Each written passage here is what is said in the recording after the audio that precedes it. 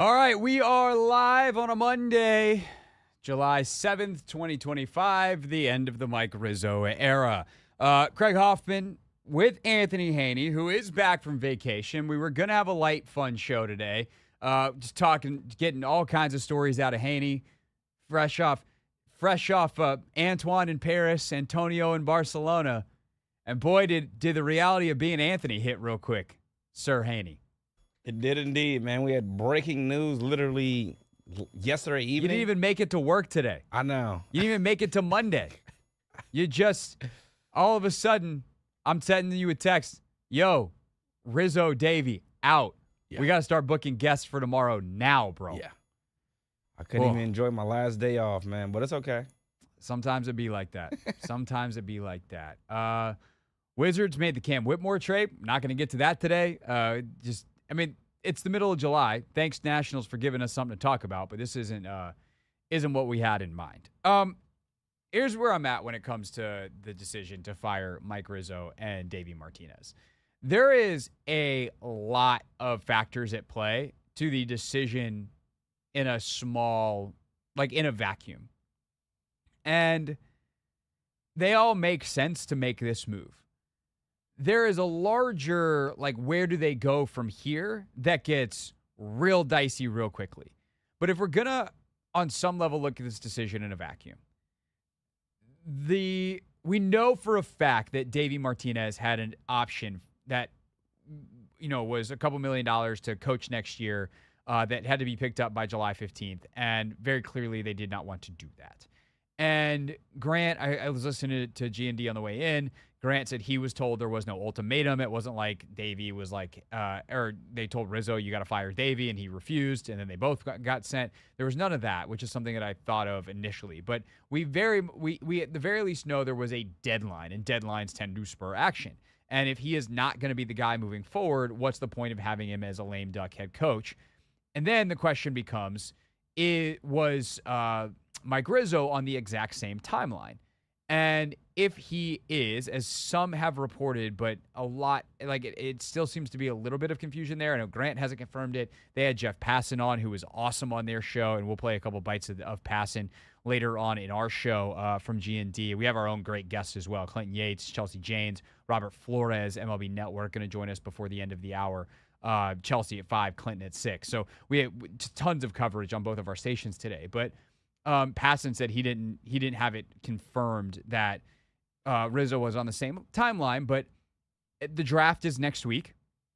And if he's not going to be your guy moving forward, even if the option's at the end of the year, do you want to give him a number one pick in the draft? And this gets into kind of how Rizzo ran things from from listening, reading, a lot of great coverage in the Post. We've had, people on our stations all day. So while I think you guys that are regular listeners know, I'm not nearly as plugged in on the Nats as I am on the Commanders or the Wizards.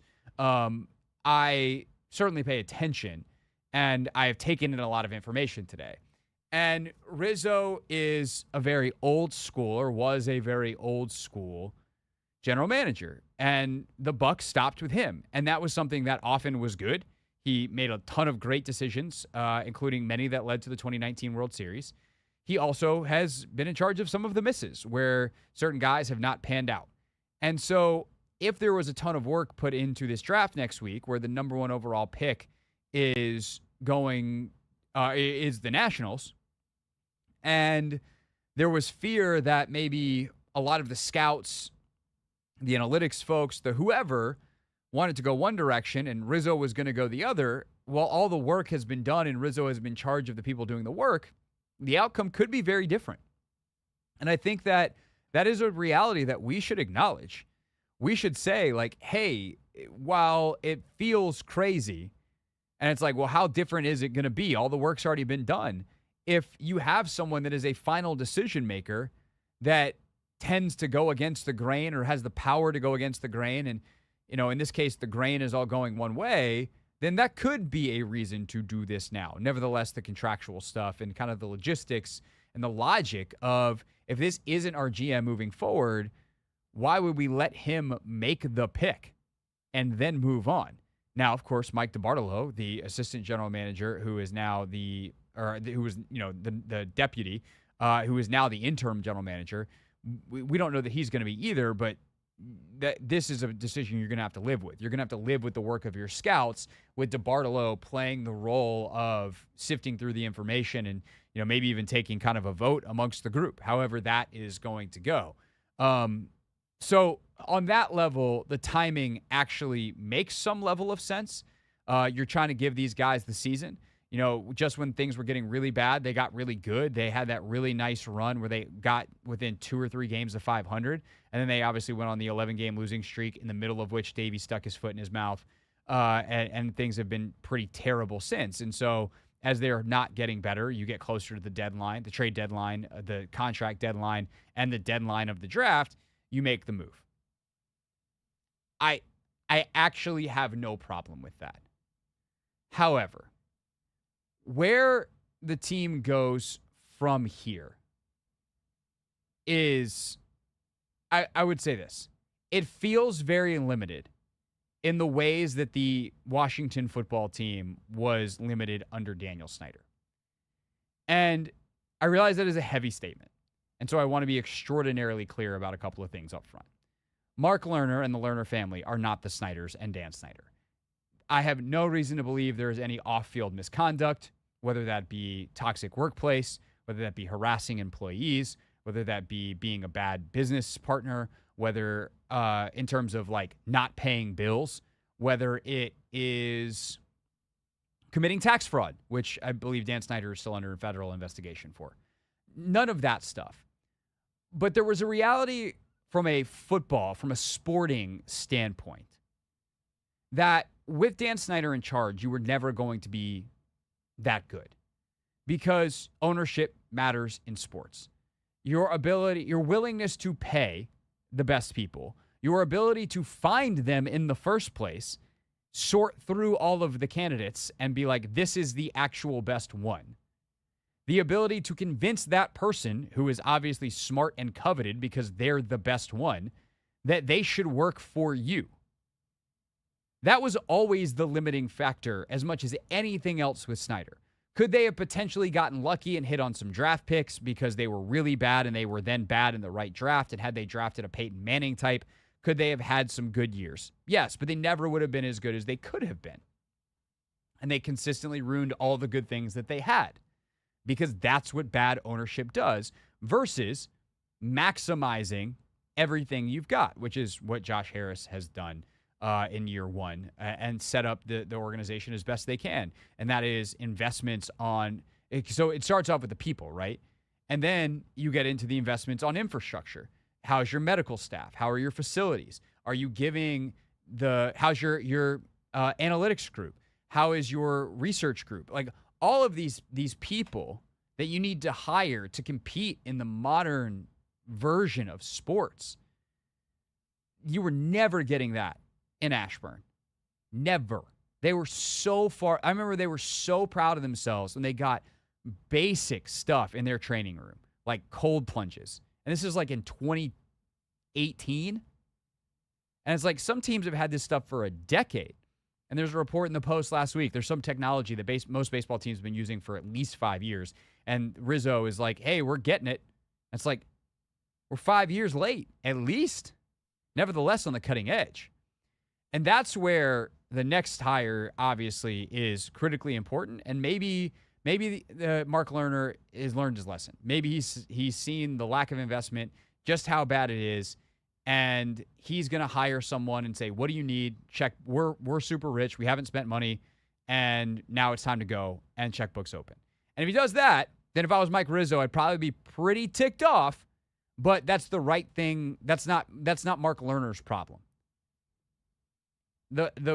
He's got to do it. And the Lerner family, as ownership, has to do it, because that's what it takes to win, if that's what they want to do. And if you don't, well, that's a different conversation.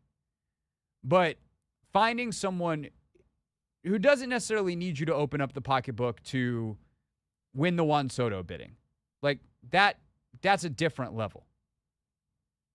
But to, at the very least, make the investments that you need to compete in Major League Baseball, and then hopefully you're getting the most out of your guys. You're drafting really well. You're super smart. You make some smart acquisitions. Maybe you can't re-sign a Mackenzie Gore, another Scott Boras client who is now at the same service time that Juan Soto was when he was traded. But if you make another blockbuster, if it's this year, this offseason, or next year, you could get a ton in return, and you could, off the backs of Juan Soto and Mackenzie Gore, you could build a pretty freaking good baseball team. And then you have to manage the roster moving forward. And so the limitations on the Nationals are very simple. It's whatever Mark Lerner decides for them to be. And if he is truly committed to doing the things that other owners of winning franchises do, and again, you don't have to spend oodles and oodles of money. There's other ways to do it. Look at the Rays. And you were willing to do what it takes to build a culture, to build a winner, then this will go down as oddly timed, bizarre, surprising in a lot of ways, but ultimately the unquestioned right move. Because I think with some of those investments, someone with a newer, fresher eye, it was probably time. And that's not to take away. And in some ways, this feels dirty to Rizzo because we should have just been like, this whole first segment could have been a thank you, Mike, for incredible service, a World Series championship, and for, frankly, as he put in a text to Barry Svrluga, navigating that ownership group for 20 years. He did an exceptional job. But I think eventually it does become a time. And so two things can be true at once. It cannot be totally Mike Rizzo's fault, or even mostly Mike Rizzo's fault, that the Nationals are in their current situation. It can also be right to move on. And what comes next is critical if this baseball team wants to be relevant, more than a headline every 5 years firing their manager and everyone scratching their head going, what happened to that team that was dominant for stretches of the 2010s and ultimately closed off that decade with a World Series. 301-230-0980 is the phone number. 301-230-0980. We will take your calls. What is your reaction to the Rizzo and Martinez firings? And then Robert Flores coming up at 4:45 here on The Hoffman Show.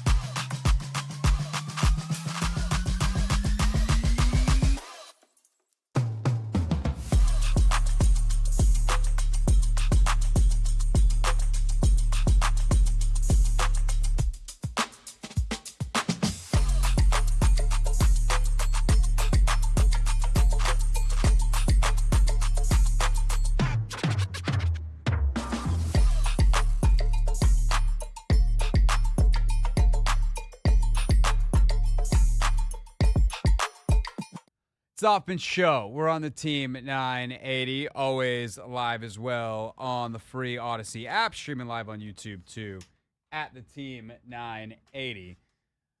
We're also, of course, live now on iHeartRadio and TuneIn, and you can watch us at Team 980 on YouTube daily as well. So lots of ways to consume the show. And on demand, of course, as well. You miss any part, you can check out the Hoffman Show podcast anywhere you get your podcasts, including Apple Podcasts, Spotify, and the free Odyssey app. All right, let's get to your calls. 301-230-0980, 301-230-0980. On the Nationals' moves yesterday, it was probably about 22 hours ago at this point that they fired Mike Rizzo and Davey Martinez. Let's go to Colin. Colin, thanks for calling. You're on the Hoffman Show. Hey, how's it going, guys? Going well. I had two thoughts on this immediately. Was you look at 2012 to 2019 when the Nationals were consistently one of the best teams in the regular season in the whole league, in both leagues. You know, the Nationals were spending money, and we thought Rizzo was a genius, and we loved him for it. In the last 6 years, the Nationals have been in this weird direction where are they selling the team? Are they not selling the team? They haven't really been spending. And now all of a sudden, maybe it's time to move on from Mike Rizzo. I don't know. So I kind of just want to temper some of this feeling that some people have that, you know, maybe Rizzo had been too old school or, you know, not really with the times. I mean, the team has been weird for 6 years. And my question now is, do we think that Mark Lerner is going to be the person to give us a better GM than Mike Rizzo? I don't know. That's my big thought. Yeah, Colin. So I think it's an interesting conversation because Rizzo's not a bad GM. Obviously, we have so much success, but that success did come a certain way. It came in spending money. There are other GMs in baseball that have a lot better success finding edges and using the player development system and, you know, have been more successful consistently in the draft and all of those things. And so I think that, like, could Mike Rizzo be a winning general manager in baseball? Yes. Would I give him a much better chance in a place like Los Angeles with the Dodgers or New York with the Mets with their ownership and their willingness to spend? Yes. So in some ways, since Ted Lerner died or even before he passed last February, since he kind of gave up control of the team to Mark, you have to think about this as a new ownership group. And it's important that your ownership group and your general manager, your lead executive, is on the same page. In this case, Rizzo, the team president, not just the GM. And I think it's pretty clear they weren't. Like, I think it's pretty clear that the way the Lerners wanted to do business, which is to be nice, cost efficient, to be harsher, cheaply, doesn't really work with Mike Rizzo's more old school skill set, being like, this is the talent, let's go pay the talent. And that's a problem. And so I think that, like, that is probably being kinder than I need to the Lerners, because I don't know how many general managers would have succeeded here the last 6 years. I do know that there are, I think, a lot of people in baseball who would have done a better job than Rizzo because of kind of where his strengths are and the fact that those strengths cost money compared to hopefully the next person who knows how to make more out of less, if that's who Mark Lerner is going to be as an owner moving forward. Yeah, that's a really good point, and I wasn't thinking of it that way, but I still want to say one thing is knowing the organization is maybe a little bit subpar, can we really lay all of the player development stuff at Mike Rizzo's feet? And I don't know this. I don't know what the numbers and money that was allocated to that department, who they had, old school versus new school, but perhaps there were things that he wanted to do player development-wise that they just didn't have the capability to do. No, that's 100% the case. Like, how much of that versus how much was he even asking for the right stuff? I don't know. And I also don't know that if he wasn't asking for the right stuff, that Mark Lerner would have known the difference. Like, that's kind of the thing. And Colin, I appreciate the call. Thanks so much. Again, 301-230-0980 is the phone number. Is they have been very insular, but that's also in part because they, until 2019, have been successful. Why would you look outside if what you're doing inside is working? I think is a pretty fair question to ask if you're them. Like if you're Mike Rizzo, it's like, why do I want to bring in people from other organizations? Why do I want to look around? We got our eyes on our own paper, and we keep getting A's.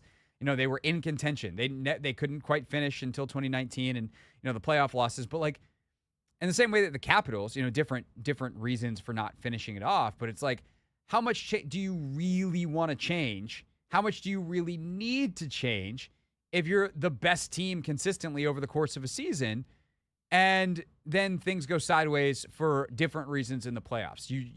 If you have consistent reasons why things go sideways, then maybe you need to fix those. And the Capitals did and won a Stanley Cup. The Nationals were able to plug enough holes with guys like Howie Kendrick and, guys that Rizzo was able to find, like vets that fit what they wanted. And that's where he was good. And those guys cost a little bit more money because they're vets. So while that was happening, though, while there is money being spent in the organization, the dearth that follows doesn't happen if they don't draft, or if they draft and develop better. And that's the thing that I think people look at the last 3-4 years and they're like, well, they haven't spent any money. Okay, well, when they were spending money, were they also making sure that when they blew up the team or when they had to move in the post-championship era, that they were going to have the pieces? And that's where I think things get a little squirrely. Because I don't know that Rizzo was prepared to tear it down in the way that he was told to tear it down. And that's not fair to Mike. Especially if he didn't expect that. It was one thing if ownership is like, hey, just so you know, this is it. And some of these guys that are up, we're not going to pay.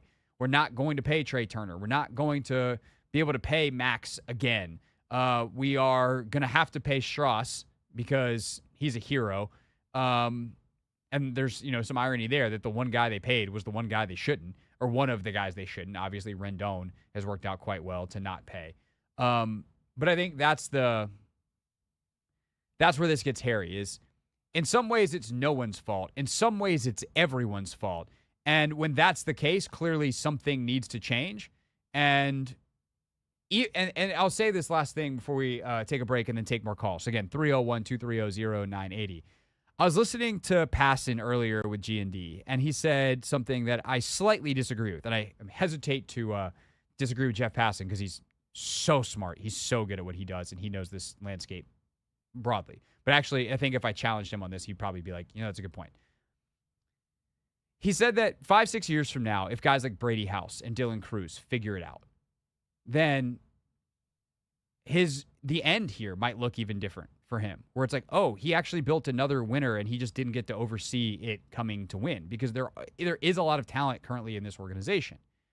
But where I disagree with how much credit Rizzo gets for that is the development piece. Because if the new folks come in and they get more out of the players than would have happened had Rizzo stayed, that's a counterfactual we'll never know. But who's managing the team?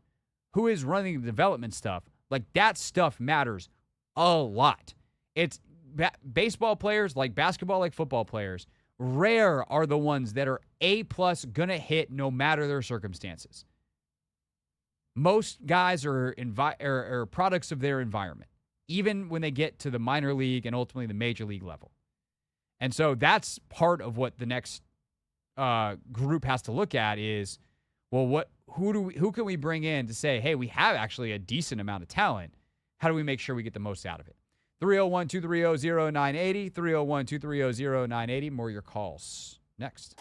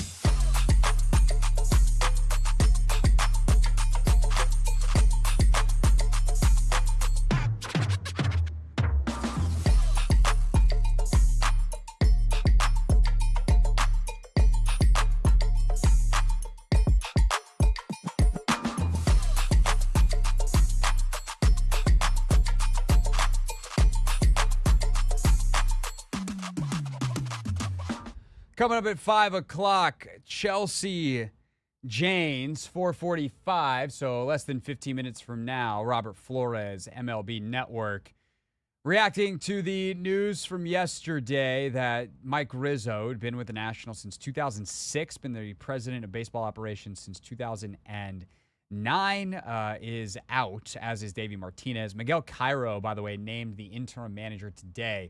There's some consternation about, do they even have a plan? They named Mike DiBartolo, the interim GM, immediately. They didn't name the manager. They didn't even know who they wanted. They did.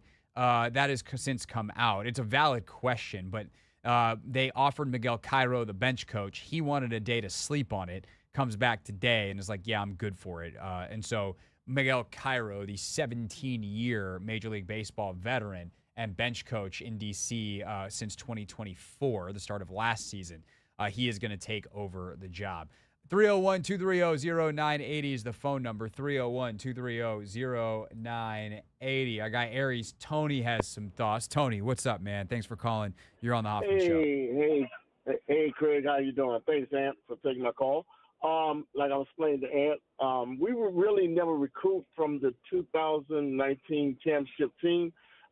We always knew we had to go to youth movement, but we still didn't keep no core players or true veterans to help lead these young players. And I just thought that learners really just cut off the money train, just cut off the money and really didn't want to spend for a true veteran or somebody that can draw to the ballpark, because I'm hearing now that they're not barely drawing so many thousands to the park now, because everybody knows this is a youth movement, but people don't want to see a minor league team. They need to see something that's going to draw somebody out to the park or give them some kind of hope along with these new players. So I really don't blame Rizzo too much or Davey. I thought it started with the money bags, which was the learners. They didn't really put out the money for the resources that they really could really bring a veteran or two to help these young players out. Yeah, I think that's totally fair, Tony. I mean, I think even if you go like, hey, it was time, right? Davey's been here a long time. Because I don't know that the average fan who's like kind of casually paying attention to the Nationals, but maybe he's not a baseball fan writ large. Like, baseball is actually a very local sport in a lot of ways. People are much more likely, if you're a Wizards fan, to watch a random NBA game between two teams not involving the Wizards. Obviously, NFL, like we all watch Sunday Night Football, whether it's the Commanders or not, or whoever your team is or not, right? With baseball, because there's so many games, etc., like you kind of just watch your team, and it can be hard to keep track of what else is going on in the larger context unless you're like trying to put in that effort. And like, Tony, I think you're a huge sports fan, but you're not the world's biggest baseball fan, right? Do I have that right? I take that back. I was there I'm telling my age, 1971, when the Senators left to go to Texas. My grandma took me to the last game. That's awesome. I'm a baseball fan. Okay. And I did go to a couple of Oriole games. So, yeah, okay. I'm a baseball fan. Okay, you're a baseball fan, but you're not, like, locked in every single day with every single team, right? Like, you're not. Right. Okay. Right. Do you know how many teams have lost more games than the Nationals since they won the World Series? So, since 2019, the Nationals have lost more games than how many more teams have lost more games than the Nationals? Too numerous to mention, right? It's just one. They have the second worst record since 2019, only behind the Colorado Rockies. And like at that point, you go, you want to know what? GM might be operating with his hands tied behind his back, but that's really bad, and that's a long time. That World Series wasn't yesterday. Right. And so I think that's the thing, Tony, and I appreciate the call, and because I think you're right. I think if we're doing blame pie or we're doing a blame chart, right? I think that I think that the learners are number one. Like, I think it's hard to argue that if they just simply spent more money, that Mike Rizzo and Davey Martinez could generally have managed a team to a significantly better record. But by the Craig, same token, Craig, I don't know how good they actually are for the modern game. And I think sometimes like having a fresh set of eyes and a fresh message also is needed, and it might just be time for that too.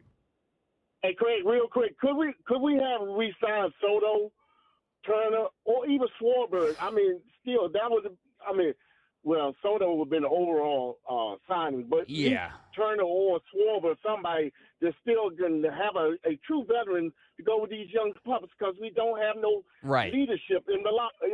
I think that's a great question, and I, to be honest, doubt it. Based off of the budget that Rizzo was given. And so, Tony, I'm going to let you go. I appreciate the call, but I'm going to expound on that point. Thank you. Because I think this is a really important point when you look at, and again, I'll just go to the local teams here.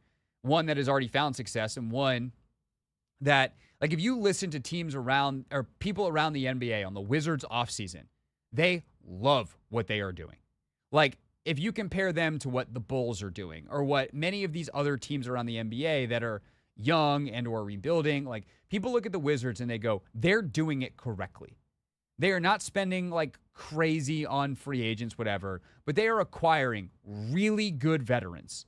Not just like once were great players and maybe have lost a step or two. And McCollum, former All-Star, Middleton, former All-Star, Smart. I don't know if Marcus ever made an All-Star team, but he's definitely made all defensive teams. Like, these guys were great in varying capacities during their careers. But they also, the way they go about their work and all that stuff is something that this front office has really targeted. And it hasn't paid off in wins yet, because in the NBA, you don't win when you're 19 years old. And the Wizards, all their best young players are still stupid young. Guys like Bub came in at 18. Sar, super young. Like, we know that, right? Compare it to like Jaden Daniels and the Commanders, where Jaden's a more ready-made player. He's at the most important position in the sport. They get guys like Bobby, who are maybe not what they once were, but are still really, really good. He was second-team All-Pro last season. But the culture is built. And that's something that, listening to folks and reading things today, that I do put on the general manager on some level to say, whether it's staff, whether it's the right vets, whether it's how you bring people up through the system, there doesn't seem to be any kind of winning culture for the Nationals. And so that does start with ownership. And so let's not put it all on the GM and all on the manager.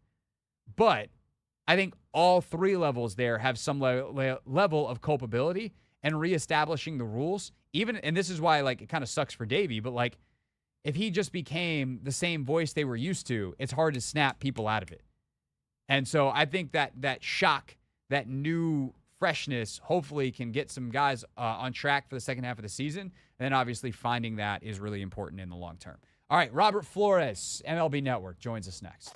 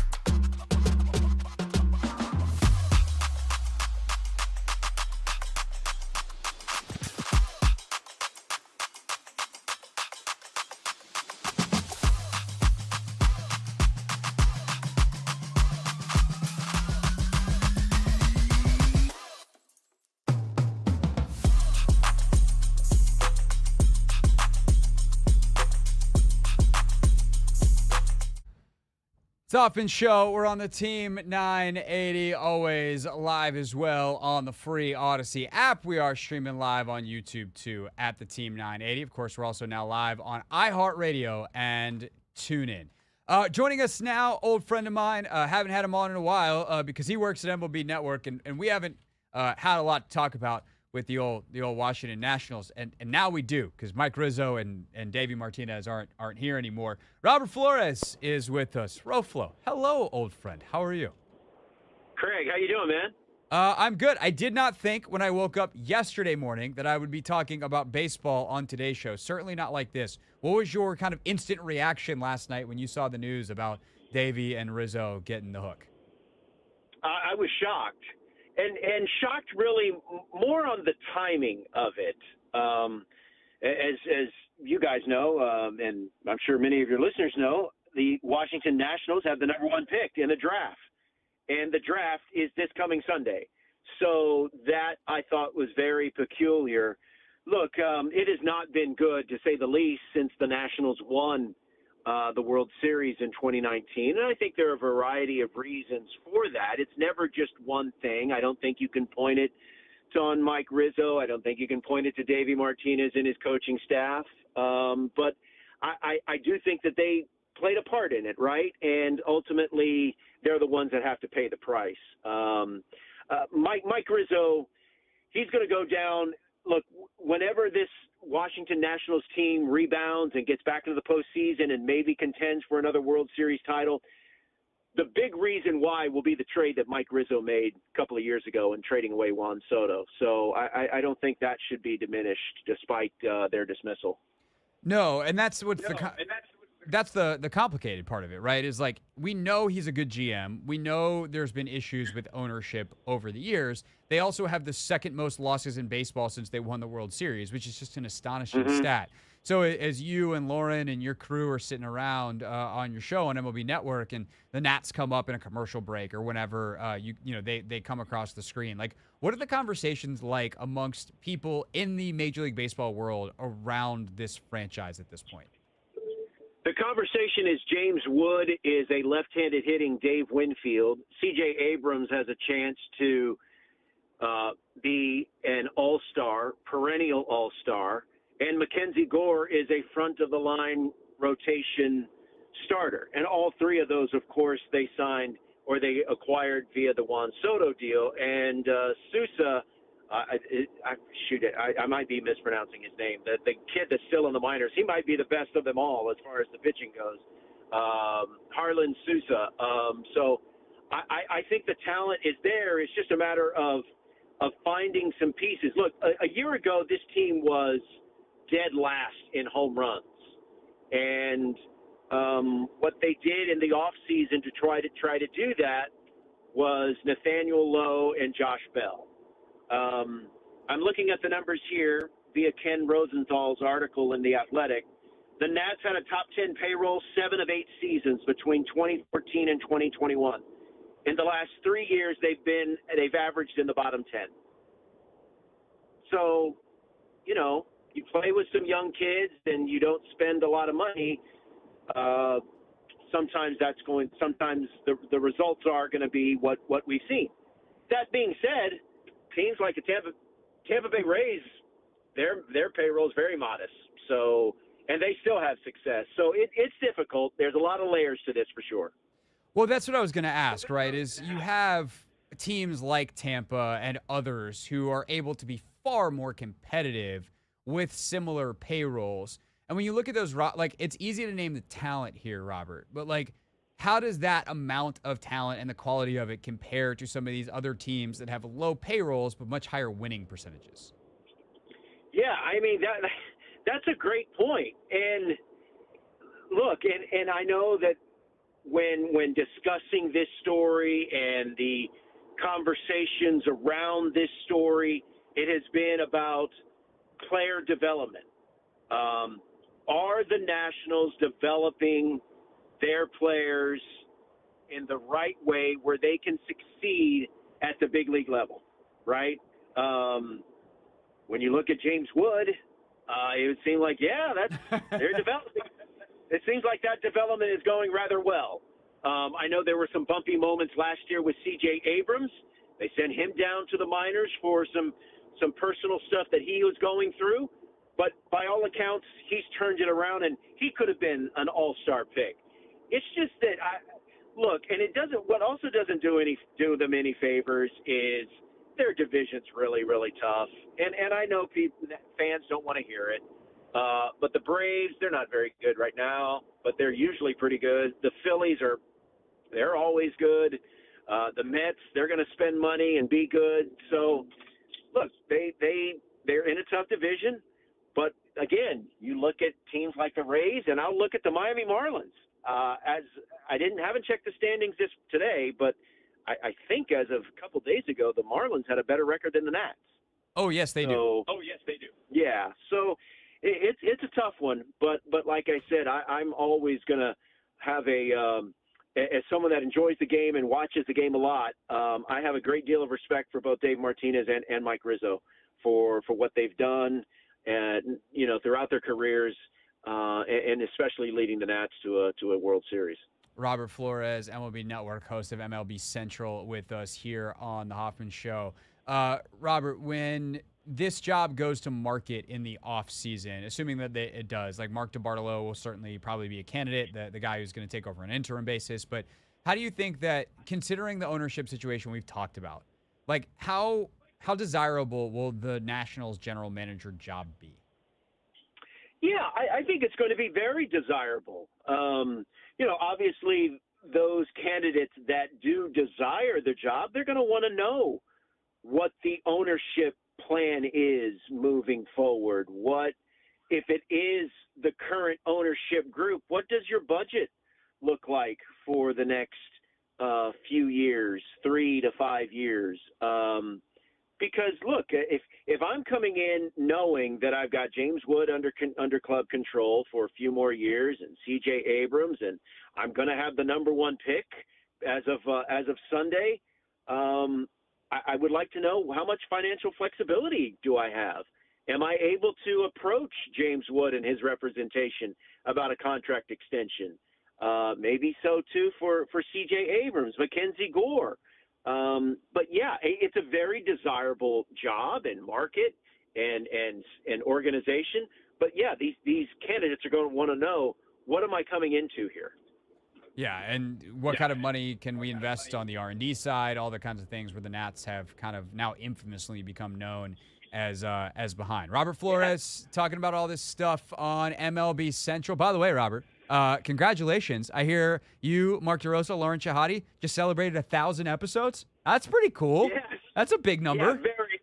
Yeah, it was very, very cool. And look, I've gotten a chance to be a part of some really special shows and done a lot of cool things in my career. But professionally, this show, working with my 2 co-hosts, has been the best time of my career. So I'm very thankful for that. What did you guys do to celebrate? Did you get like a cake? What did you do? Yeah, we got a cake, and our coordinating producer thought it'd be hilarious if the cake had my face on it. So, were they right? Yes, it was quite. I found it quite hilarious. My co-host Lauren Shahadi didn't think it was quite as funny, but that's precisely why he did it, so he could kind of needle her a little bit. But no, I got a big kick out of it. So. Well, I mean, if she's mad about it, she can just smash the cake. Like, that's kind of the fun part about cake. It's like, oh, you think it's funny to put Robert's face on it? Well, watch what I do to Robert's face. So, Exactly. That's what she did. She got a big, giant butcher knife and cut right.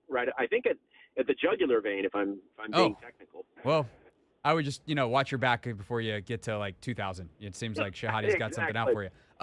Congratulations on that, and thanks again for joining us here on a busy day, and hopefully I'll talk to you sooner rather than later. Hey, you got it. Hey, are they the Commanders going to re-sign McLaurin? Yeah. If not, he could play for the Texans. No. We've already done. Our 2 football teams have already made the trade for the offseason. We get the good player. You take whatever the draft picks are in the future. We're done. That's done. We're done. No, they're going to sign. All yes, right. He's going to sign. All right. That's all right. Yeah. Sure. Yeah. I mean, you guys signed receivers last offseason. How'd that go? Yeah. Well, that's what I'm saying. Maybe we could trade for one. Yeah. Instead of signing one. You know. Well, good point. Good point on that. All right. Thank you, Robert. Really appreciate it. Have a good one. All right, it's Robert Flores with us here on the Hoffman Show. When we get back, Chelsea Janes, the latest on what she's hearing around the Nationals and their moves involving Mike Rizzo and Davey Martinez.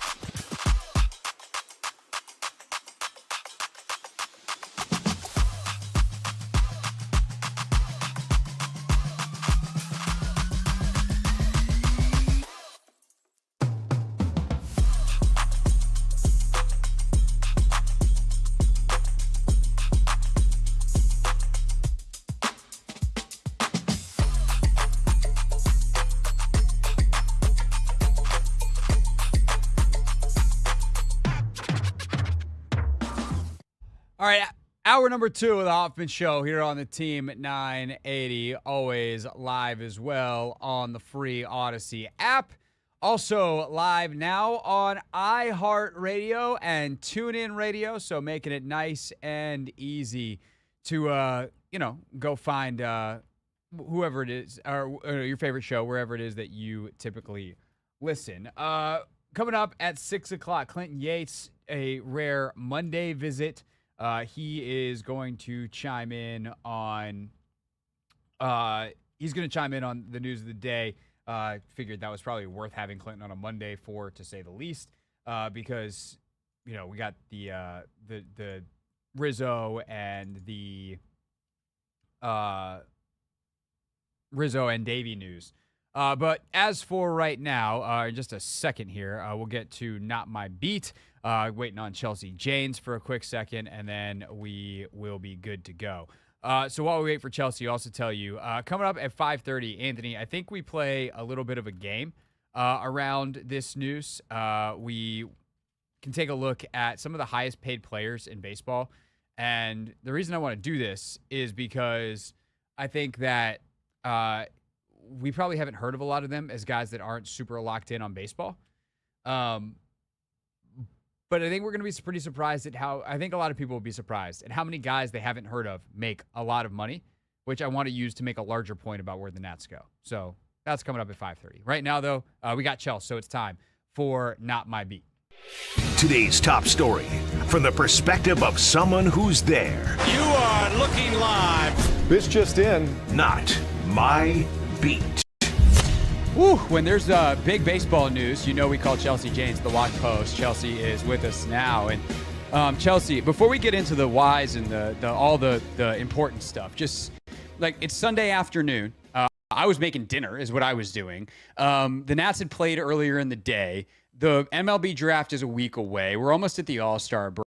When you got the call from whoever, whether it was a source, whether you saw it from someone else, whatever it is, how you found out. What was your, as a human being who was covering this, what was your reaction to the news that Mike Rizzo and Davey Martinez got fired yesterday? I was just shocked. My stomach dropped, I think, because I hadn't expected it, and it was so, it's probably one of the biggest things that's happened to the Nationals in the time I've paid attention to them. It's just a huge shift, and it happened, I would say, very suddenly. So, yeah, I was just kind of like watching another game and saw it and just kind of, I had to stop for a second because I was just kind of so shocked by it. It's so incredibly shocking, yet so easily explainable, which is a bizarre thing following this to try to explain to people. It's of course, they're bad. They've been bad for a long time. This makes all the sense. But I thought Barry had a great line in his column. I'm sure you read it. And if seen it, and if not, you guys have talked to me of Rizzo and Davey both felt really comfortable. And he noted that at spring training, that it felt like everyone felt a little too comfortable. And the reason is because this group has been together so long. So ultimately, what shifted on their side to make this move, and especially right now, a week before they have the number 1 pick in the draft? We don't know for sure. But everyone was so comfortable that, there were people in the organization in spring training wondering, what short of just sort of a literal, crime being committed would force change in those two roles, because they've been there a long time. They're respected people. Davey and Riz, well liked. They're very friendly. They've got all the relationships. So it was going to take a lot, and I don't know what it took, ultimately, but I think part of it is that the learners came up against the deadline to pick up their options for next year for Rizzo and Davey, and they probably realistically looked at themselves and said, we can't do that. The team's not playing well enough, and if that's the case, then we probably shouldn't let them make the pick next week, and we'll have to go another direction. But that's just sort of how my mind works. We really haven't seen the learners sort of do things logically before, so I don't know if that's what they were thinking, but I think you could see that rationale. Chelsea Janes, Washington Post, with here on the Hoffman Show. Do you think that Davies, for about a month ago, where he said, it's on the players, and he walked back in fairness to him, but that felt weird. That felt different. Do you think that that had anything to do with it and whatever may have happened behind this after those comments? I do think it had something to do with it, but only in the sense that it was embarrassing. I think, it just called attention to how badly they were doing, and traditionally really not like that. Like, they don't like to be embarrassed. And I think, whatever Davey said, like, I don't think, guys in the clubhouse hated him or anything close to it. I think they loved him. I think they knew that's Davey. Every once in a while he'll get emotional and say something. Like, I don't think anyone really was saying we can't live with this guy here. But I also don't think he was, a particularly inspiring figure for them. I think he was just part of the furniture at this point, and so something had to change. But I don't think the learners looked at those comments and said, this is a fireable offense. I think it was more like it brought attention to something that was negative that they had kind of been ignoring, and then they sort of had to reckon with the fact that people were criticizing their franchise as much as they have the last few weeks. So we talk about fairness in terms of being fired. It's like the most heinous and cold thing we do in sports media. But ultimately, I guess there's a part of it that's like kind of our jobs is to situation, give our best analysis, do as much homework as we can. So I am acknowledging the human side of this on the front end of the question, Chelsea, and whatever extent you want to feel comfortable doing the same, especially you knew Mike and you knew years of covering them, by all means. But when you talk about like the blame Nationals failure and doing a job that is up to the par of keeping a job in an incredible competitive division, how did Mike and Davey actually do at their jobs, let's say post World Series? What the record is, but also like a lot of blame gets thrown at ownership or at other things. When you look at like how much culpability is there? Yeah, I think that's one of the reasons this is surprising is because it wasn't super easy to point the finger at any one of them individually or even together. I mean, obviously a franchise is doing poorly. The manager and general manager are culpable, but also, ownership has given them almost nothing to work with since the World Series. They pretty much mandated a teardown of the roster that won the World Series and then didn't give any financial resources with which to build it up. So yes, I think firing the manager and general manager gives you a chance to have a fresh start and set a new direction, but the direction was set by ownership. And I think that is important to remember. That being said, I think was pretty clear that, like I said, I think Dave Martinez had become part of the furniture. I don't think that means he was having a negative impact. I just don't think he and his coaches were making people better or getting messages across. I think it was pretty clear from sort of the way they didn't take any steps forward this year as a team that they needed a new voice in there. So that one makes sense. Rizzo, I also think you can look at it and say, this makes sense. The roster's not there. We're in year, 4 or 5, 3, 4, 5 of this rebuild, depending where you started. And we're not seeing the leaps forward that we want to see. James would look straight and we're not even better, So I think you can look at both of them and think there's a reason to believe things will get better when they leave. But firing them does not guarantee that things will get better. And that is the problem that ownership poses to this franchise, is that you don't necessarily trust them to make the right moves in situations like these. So let me ask you this, some context here for those who are not locked into every baseball wise, which would include the asker here, me. If you compare like the resources that the Nationals have compared to a team like the Rays, who are consistently competitive despite not spending very much money on role, if not spending money anywhere, like how do those two teams compare in terms of how they spend resources and kind of what's available to build a winning team? Yeah, so the Rays are geniuses because they don't get much from their ownership either, but what they do, they allocate to player development, to data, to analyzing. When people say analytics, there's a lot that goes into that, but one of the things the Rays do is they just analyze player performance to the point that, they're acquiring players that fit their idea of, say, how a catcher should frame pitches. Can we make our kind of catcher? They have analysts dedicated to, for example, just catchers, just how to make them better at the tiniest things. So not only coaches, but people in data who are looking at this stuff and thinking about it as their jobs. With the Nationals, there are people in data and they are looking at how to make people better and they are doing their best.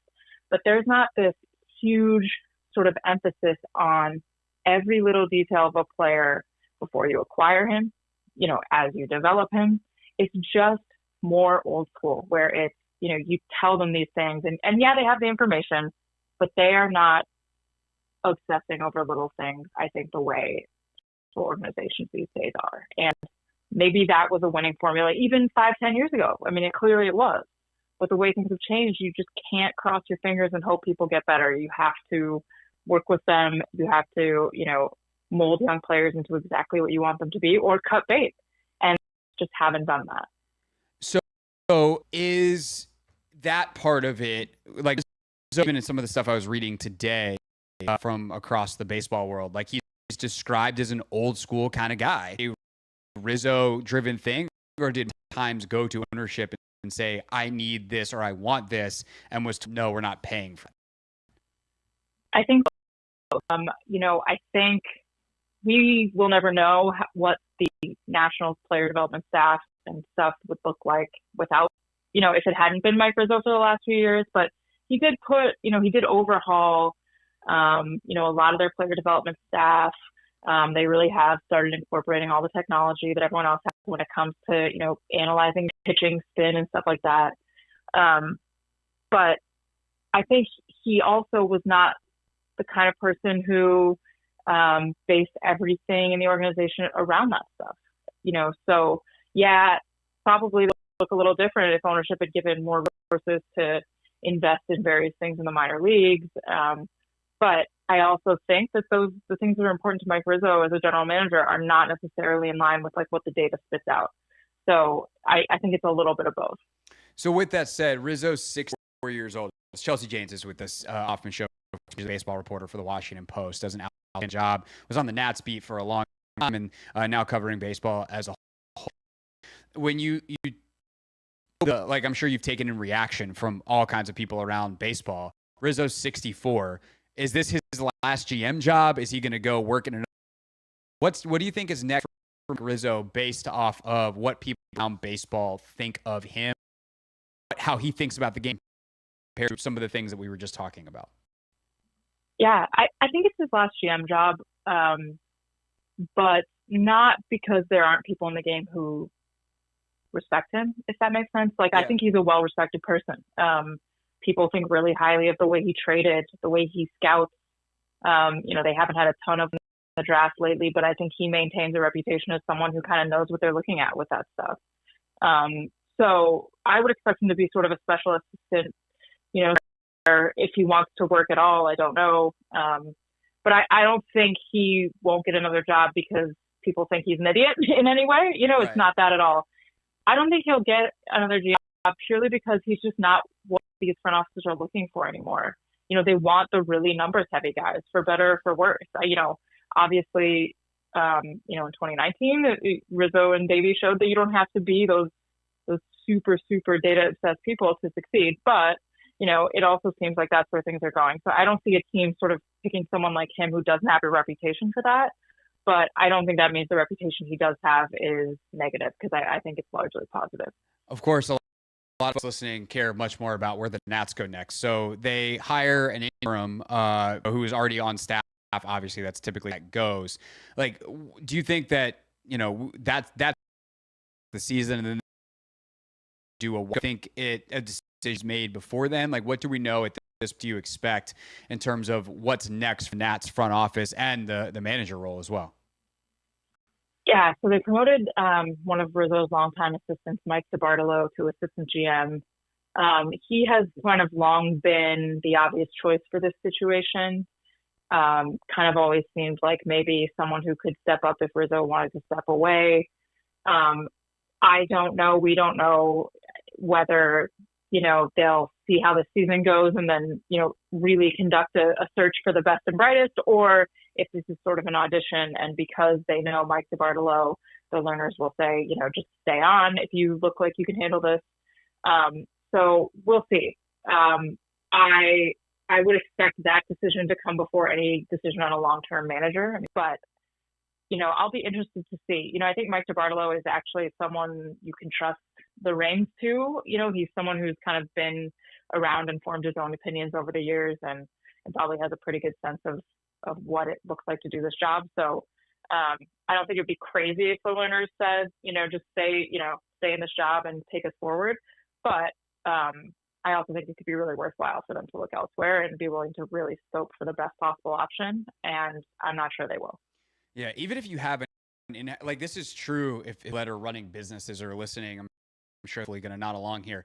But like if you have a chance to interview people from the outside, get a sense of what they think of your organization, get a sense of different things and different ways of thinking, and you don't take the opportunity to at least expose yourself and see what's out there, that's just not smart business. And even if DiBartolo being the best guy, and I thought Barry wrote about it well in his column, where he's like, even if he's the best guy, like he's going to have to earn it the same way everyone else does. But if they don't take that opportunity, especially considering Mike's been running 2009,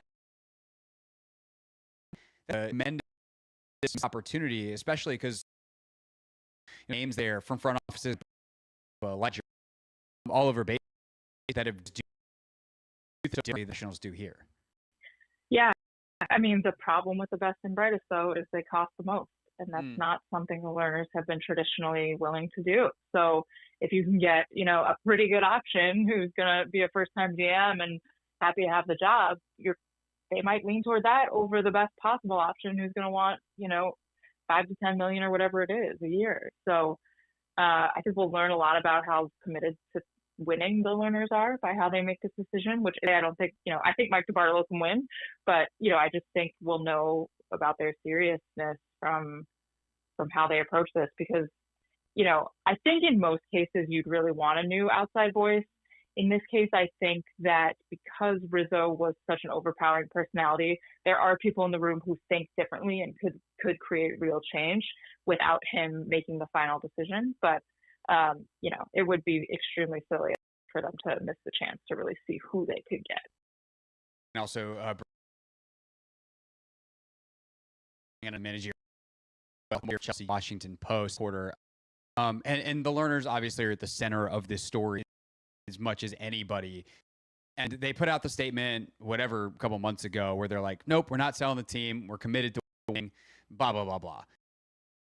Have you seen any changes since these signs that,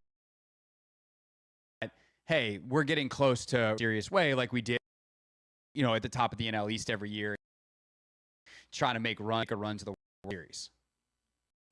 I haven't seen any signs that they're willing to add a lot of payroll. I have not heard about anything from agents that indicates that they are suddenly gearing up for the Nationals to be really active this winter. But I also hadn't heard anyone explicitly rule it out. I don't think anything about what they've been doing indicate, even the jersey patch, which they're going to get a lot of more money from now, or a decent amount of money from. I don't think that changes the equation that dramatically. But, no one has said, we think we're not going to get a chance to spend next year. And, I think even Rizzo at times was like, this feels like the year we need to spend. And so it seemed as if he were optimistic that maybe that would happen.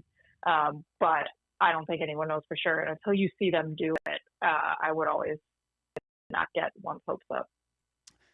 What about the possibility of them spending on some of the other stuff, though? Like payroll is one thing, but you can be efficient with your spending if you spend a couple $1 million on R&D versus, pitch, especially like good ones, they cost so much money in payroll. Do you think that there's a chance the Lerners would be willing to try something into the Rays model, even if they're not willing to go big on free agency? And I have one more on kind of the payroll spend in the draft before we let go. Yeah, I don't know. I think it depends how they approach the GM search. I think if they do a GM search and are blown away by someone who says, hey, you don't have to spend, we'll win. It's very hard for me to imagine them passing that up. So it might just be a question of whether they trust someone to allocate funds into the R&D stuff. I wouldn't rule it out. especially if they see someone presents that to them credibly as a cost-effective measure long-term. But I don't know. It'll be really, really interesting to see. I think they need to do that. I don't know if someone will be able to pitch them on it in a different way than has been tried previously. All right. So then the last two kind of related would be with DeBarlo over the next couple of weeks. What do we think they'll do here at the deadline? I mean, I was reading like Mackenzie Gore is at the same service time and the same place away from free agency that Soto was. And so like they're moving, if you want to move off the one great pitcher that you have, I think a lot of fans would be like, no, please stop trading all the good players. A week from today, and not a number one pick, which in baseball gets real confusing real quick because you could let a bit of a lesser player who you can sign at lesser money because of how it works in the Major League compared to, I think, what most fans are used to in the NFL and NBA, where the salaries are slotted based on pick. So with all that said, like what do the next, let's say the rest of July look like and the rest of this new Nationals interim off? My understanding, I've been around Mike DeBartolo for many years, and I would describe him as a rational actor. Like, I think he is just someone who's going to do things that make sense. So when it comes to the trade deadline, I think he'll sell everyone, all the guys on expiring contracts and try to get something back. He was a big proponent of trading Juan Soto when they did. So could he have pictured a world in which they trade Mackenzie Gore? Probably. Will he have the mandate from to like make a move that big? I don't know. But I also don't know that he would think it was the right thing to do. Like, I don't think I don't think we know enough to think he would want to come in with that kind of splash. But as for the draft, I think he will listen to the people who have been scouting these guys for weeks and months. And that's not to say Mike Rizzo wouldn't have. But I think this was probably a pick that was going to be Mike Rizzo's pick the whole way because it's too important. It's first overall. It's huge for the franchise. So I was expecting it to be very predictable, like a big pitcher from college. And there were 2 or 3 names that made sense, and it was probably going to be one of them. Now I think Mike DeBartolo will listen to, the guys in the department who maybe Rizzo would have overruled. And maybe they'll end up picking the same guy, but I don't expect him to do anything that'll make anyone's jaw drop in the immediate future with Mike DeBartolo. All right, that's Chelsea. You read more of her in our reporting the Washington Post at washington.com/sports. They've got a coverage of everything around Rizzo and the end of their tenures with the Nats. Chelsea, thanks so much. As always, I'm sure we'll be talking here over the next couple of weeks as more things happen, and appreciate. Yeah, thanks for having me.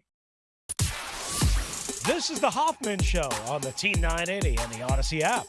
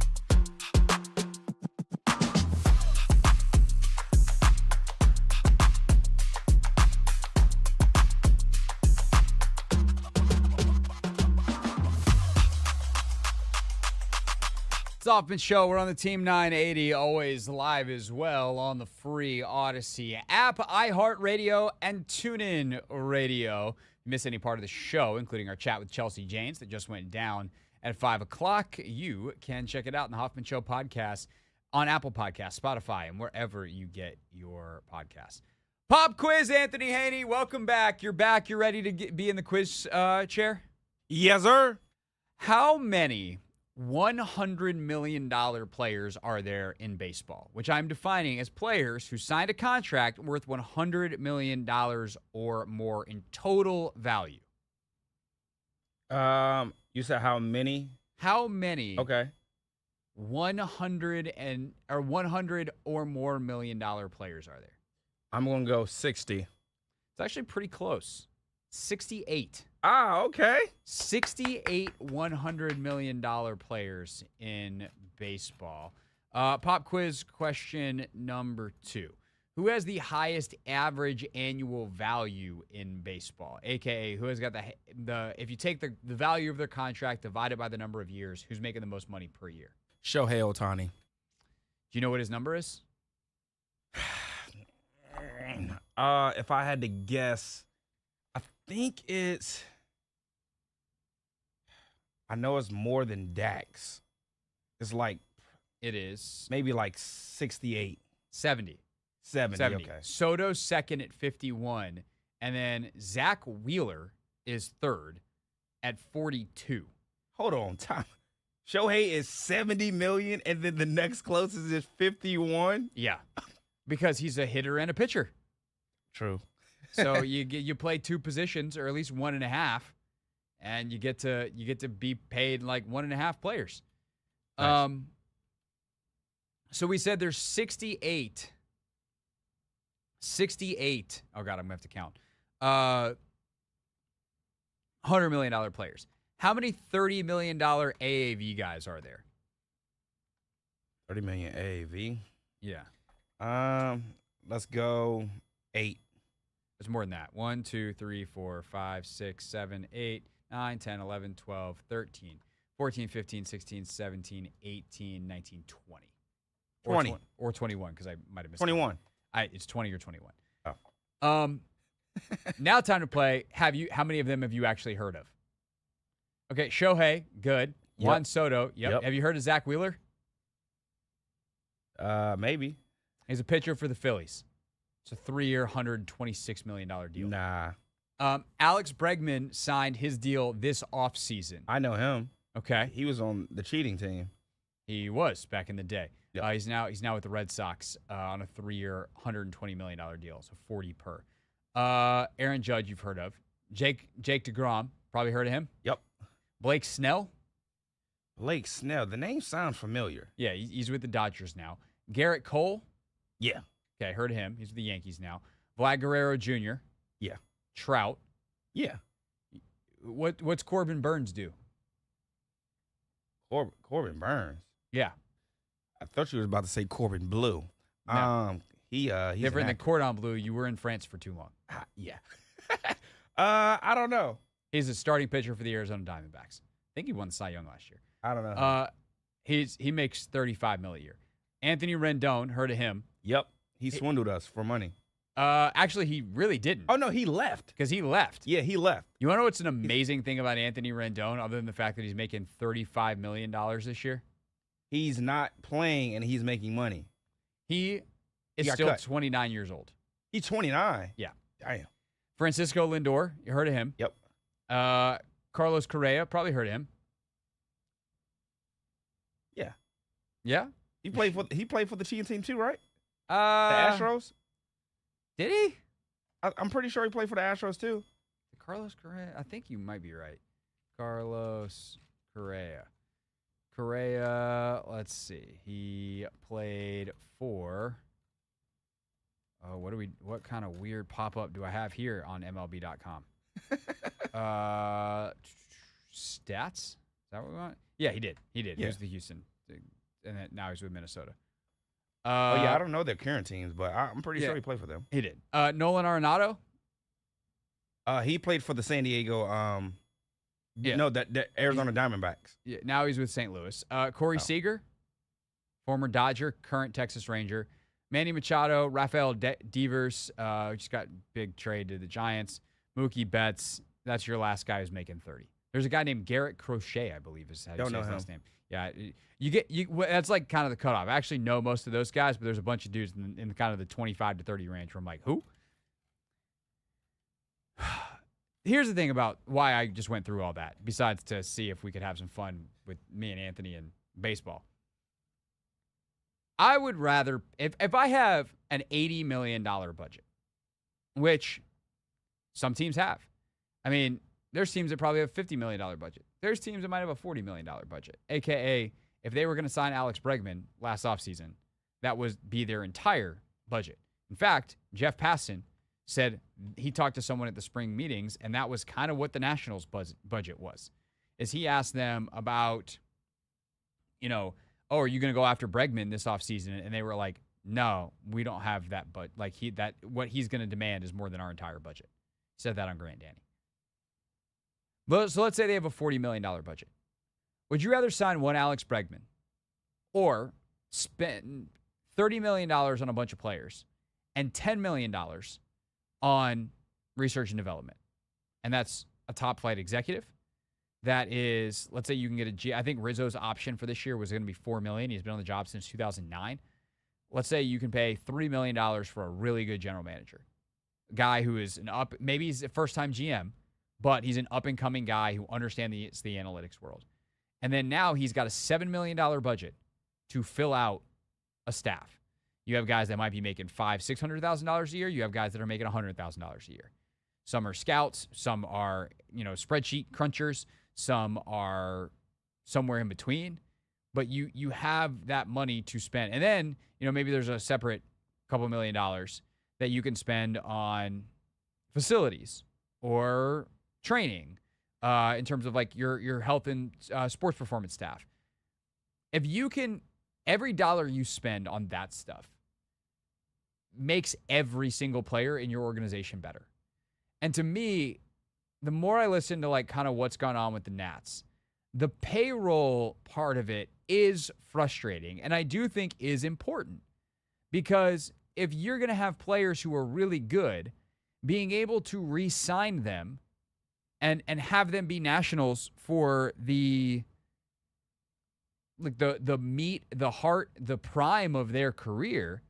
One, you're going to win baseball games because they're really good and you need good players. And two, like, you want your fans to be able to have connections. Like, if I'm a Nationals fan, what jersey do I feel confident buying right now that guy's going to be here in 6 years? The answer shouldn't be no one, because they're not going to pay anyone. So I'm not saying that the learners never have to spend money. But I do think the more I listen to stuff around what the Nationals have gone through the last couple of years, the more I look at them and say the money that they have spent or not spent on players is a little overrated. The money they haven't spent behind the scenes, and whether Rizzo has asked for it or not, is an important point. But ultimately, I guess doesn't matter as much now because he's gone, and moving forward matters a lot. That's the part that's underrated, is the infrastructure and how you make the player development side of your roster better, not just, hey, how do we go sign the next Jason Worth, the next Max Scherzer, and make sure we retain the next Trey Turner, Bryce Harper, Juan Soto, etc. Listening to you, explain that or, play around with it. The movie Moneyball. Yeah. Is that sort of kind of like what they did in terms of, doing more with less? 100%. Really diving into the analytics and, figuring out how to best win that way, as opposed to going out and spending all this money that you don't have, kind of thing. I mean, that's what we just talked about with Chelsea, with like Tampa. They have people on staff that all they do is work with catchers. It's like, we're going to find the guys who can do what we want, and we're going to make sure that they then do it. Where they're going to frame pitches in the exact way that we want. They're going to handle pitchers a certain way. We are going to shape them. And that's the thing. You get these guys so young, and they're in your system. And do you have the right veterans within your system, the right coaches within your system? Like, you have to spend some money on these guys, and the Nationals are, right? They're employing someone on some of these posts. Are they the right people? That's a huge question. And then what else can you spend on the margins that seems like it's on the margins, financially is on the margins, but has a huge bang for your buck? Like, if you're not going to go out and try to compete with the Mets and the Yankees and the Dodgers and the Red Sox in terms of roster spend, and I get it, that's really expensive, then you have to understand how to get the best out of the rest of your roster and out of young guys who haven't hit the free agent market yet, because you'd still need elite players to win World Series. And if you really want to compete for that, and that would be my question if Mark Lerner were to hold a press conference, is not do you want to win? That's one, pejorative, and two, not actually the right question. Everyone wants to win. How important is winning to you? That's the question. Because if you're willing to really do what it takes to win, is winning more important than money? Like, how much more important than money? Are you willing to go broke over winning? And you shouldn't have to be like, yes, that's a lot. But should you be willing to spend a fair amount? Yeah, that's part of owning a sports team. Unfortunately, it's very, very expensive. I wish it wasn't, by the way. I think that's a whole separate conversation. It is a whole separate conversation. I wish owning a sports team wasn't so expensive, because that would mean that tickets weren't as expensive and everything around the economics of sports would be less expensive. And as a fan, that would be great. But it is expensive.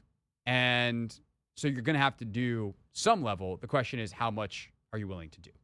301-230-0980 is the phone number. Your calls on that, plus a few more thoughts from us, a couple of sound bites that are relevant before we talk to Clinton Yates at 6 o'clock.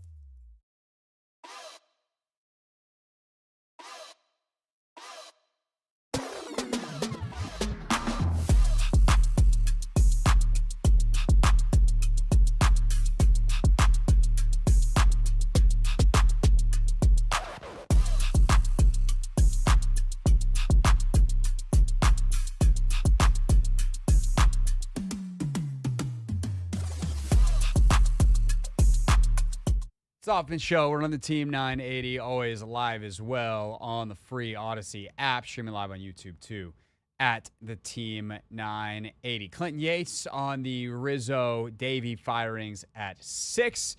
But Anthony, any other thoughts that you have on what I just talked about with this situation and kind of where they go moving forward? Yeah, I mean, your question was about Mark Lerner, whether or not he wanted to win. And I think it should more so be about, does he know how to win, kind of thing. Because we did, embark on a rebuild, and those can definitely take time.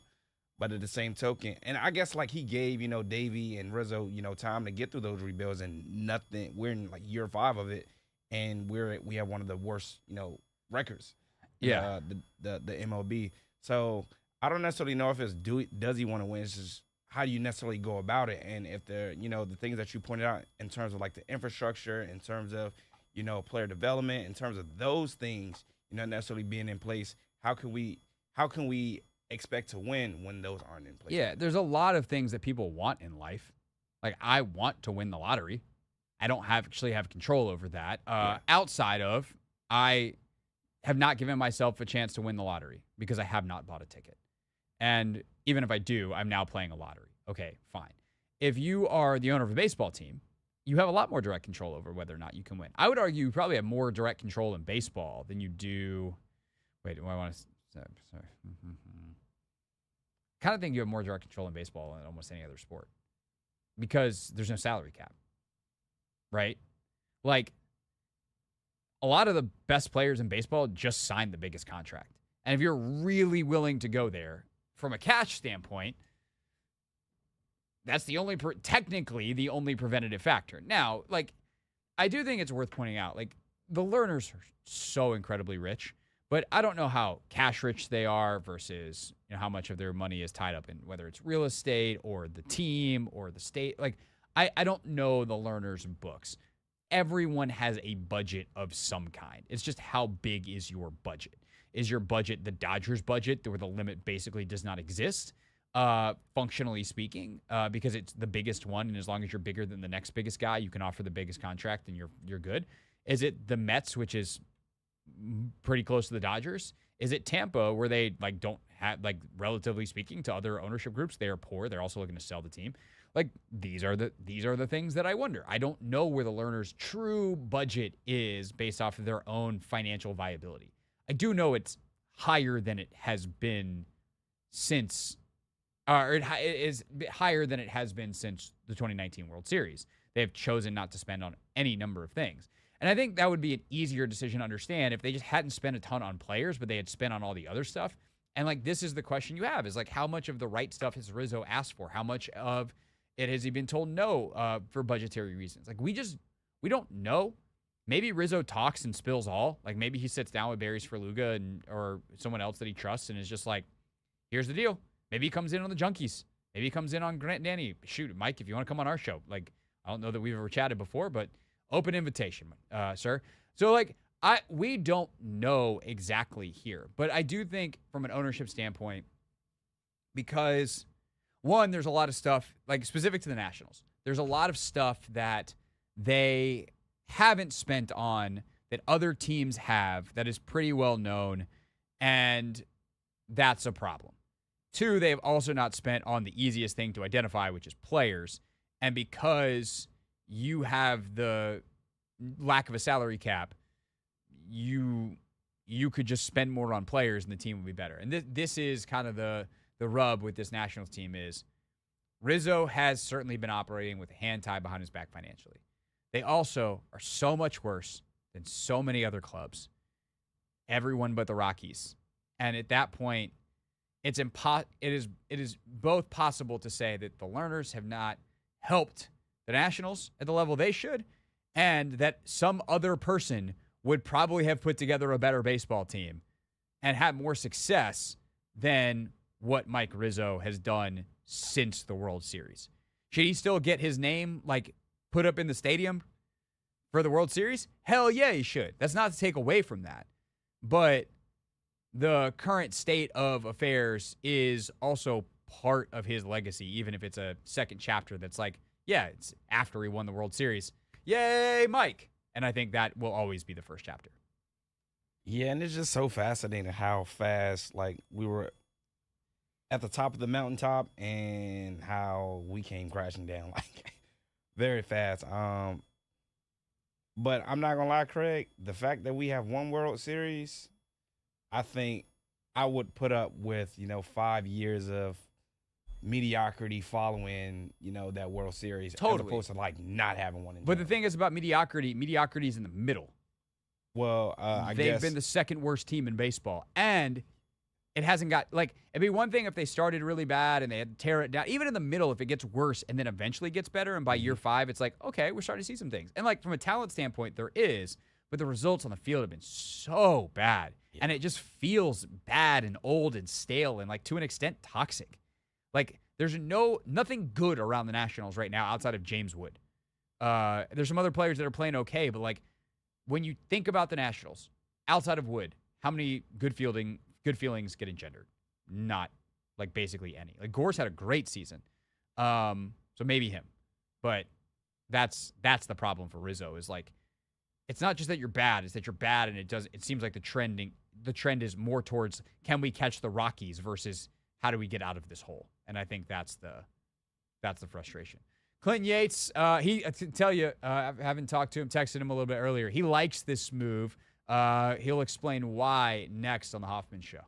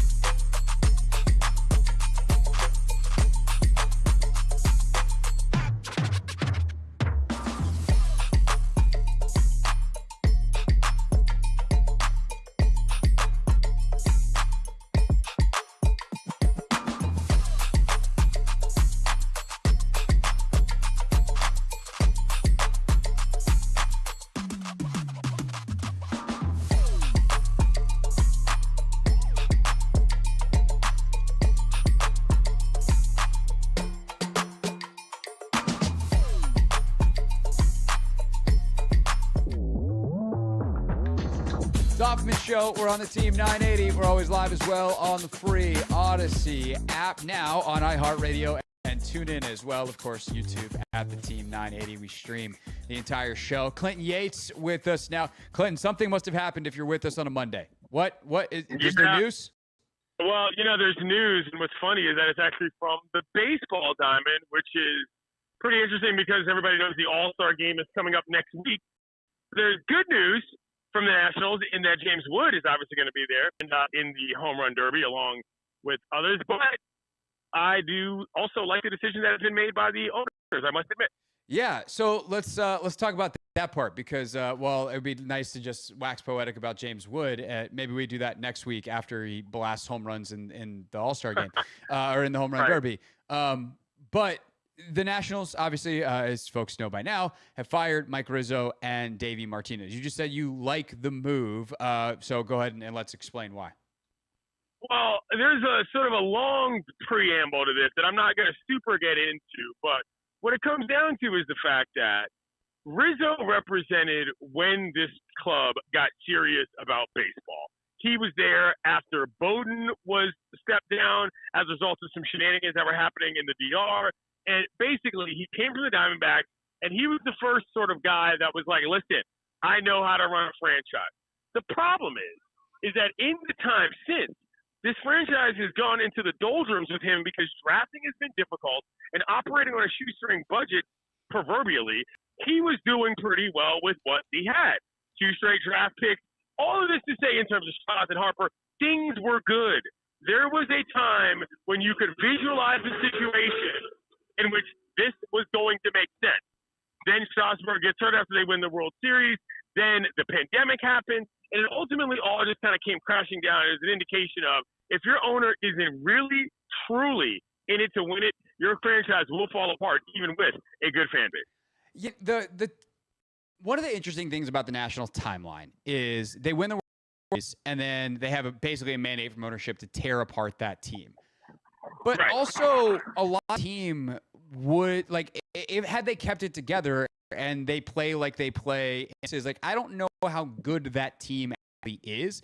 Obviously, Rendon has basically never been heard from positively again. Scherzer still had a little bit more left in the tank, but it wasn't like he was long in the tooth in terms of success at that. There's only a couple more years maybe in him. And on down the list, Trey Turner obviously is still a consistently player. But I think they would have had to continue to invest, and that wasn't the plan. But you also have teams like the Rays. I mean, the Dodgers do it differently because they both are super locked into the details and like nobody's business. So they get to win from both ends. But I guess the question I would have if I'm Mike Rizzo, right, is like, is this fair to me, or was I totally set up to fail and now 6 years later I've just failed? Or is this for not evolving with the game as the game has evolved? Here's the thing, Gregory, is that from a literal nuance standpoint, I don't know that anybody truly failed here unless you're going to consider the learners the failures. Did Mike Rizzo do a great job? Not necessarily. Was Mike Rizzo at the helm when they won a World Series? Yes. Those things all happened. And so I think it's a little easy to hyper generalize. And I'm not saying you're doing that. I'm saying the average baseball fan does do that, and I understand why. Because look, if you see stars and you see success, this idea of, we could have kept them together is much more difficult of a task in baseball than it is any of the other 4 major sports by a lot, and that includes the National Basketball Association, who is dealing with this problem right now regarding the CBA. That's a personal opinion. So for me, Strasburg was already a done deal in terms of he was going to go and we were going to pay him, as in the city was going to pay him as a fan base collectively for what he had done. Never mind the fact that the team was the one actually providing the paycheck. Number 2, easy to forget also, Bryce Harper left the Dagon team before they won that World Series. So that is out as a personality in terms of what people thought that they could have kept. And all the other guys that sort of came and went, that were big names in the major leagues, those were way station kind of pickups, and they had served their purpose. I think it's okay to Nationals fans to say, hey, look, this is the official end of whatever you thought 2019 meant to you, and that's fine. Some franchises get caught up way too much in trying to constantly have a string of that championship team still through and they can never truly move on. Chicago Cubs, I'm looking at you. I'm actually happy that the Nationals said, listen, with a contract option coming up in Davey Martinez's, situation, we're not going to have another lame duck coach for the rest of the summer. And the draft is coming up. Time to cut the cord. Made sense to me.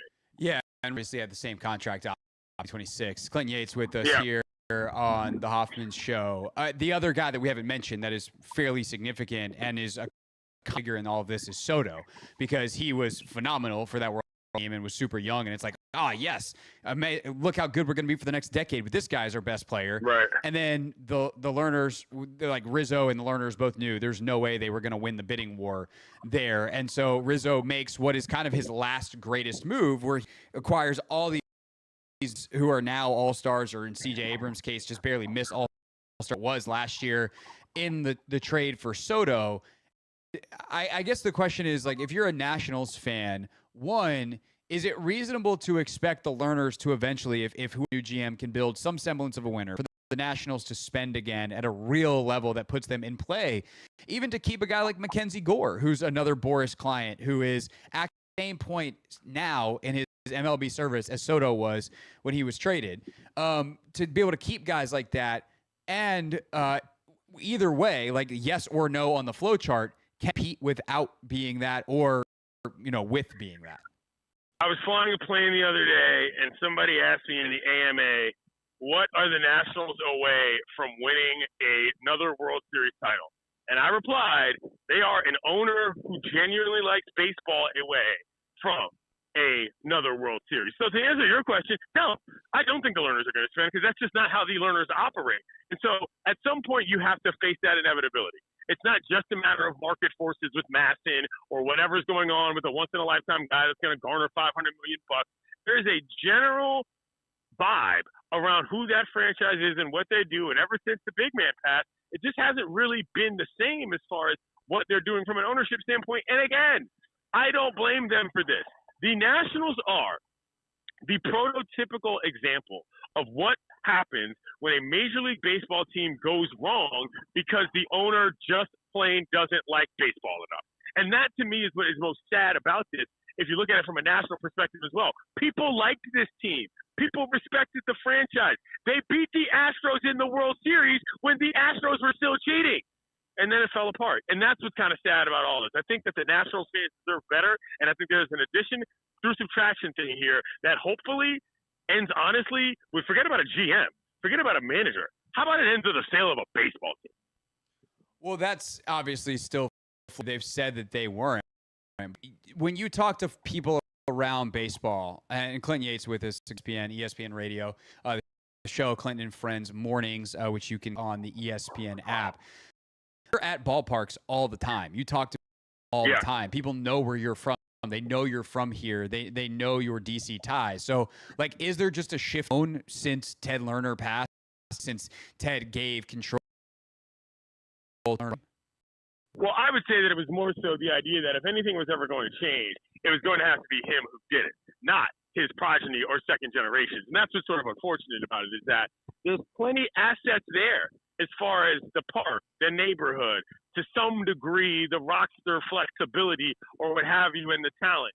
To another degree, the intensity of the fan base, which is not crazy. It's not Philly. It's not Queens. I'm not going nuts here.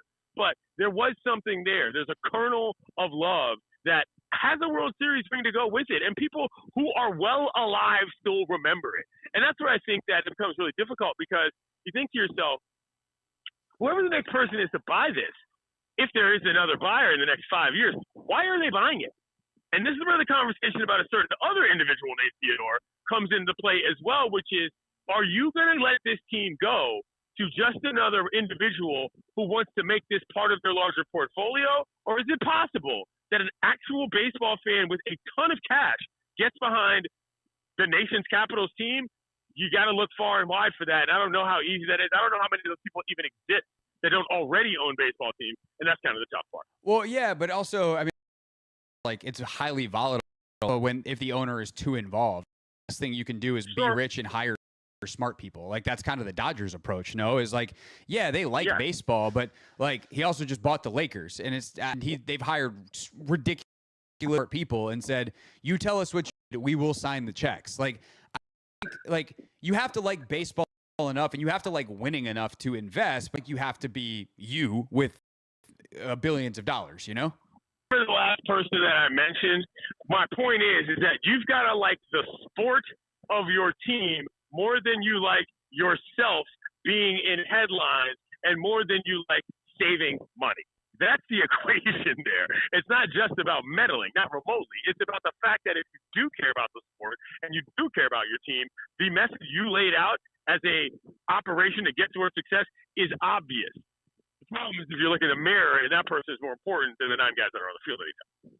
Yeah, and we'll see. But let's say those are really committed to they're committed to not selling the team, which I'm going to differentiate from committed to the team, right? If you are another general, like in the Dodgers front office and you're the GM or whoever, the VP of blah, blah, blah, or you're working in the front office, like one of the pick somewhere else that's good at this.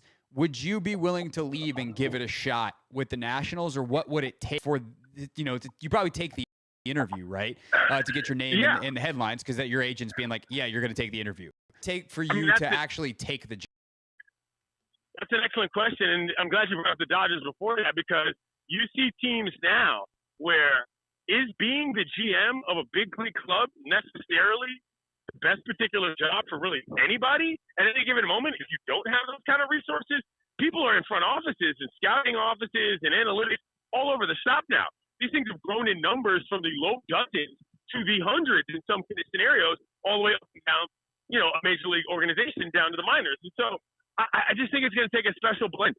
This is somewhere where you maybe lean on somebody who themselves cares about the Nationals for regional or local or personal reasons. Now, don't get me wrong. Big league jobs are big league jobs.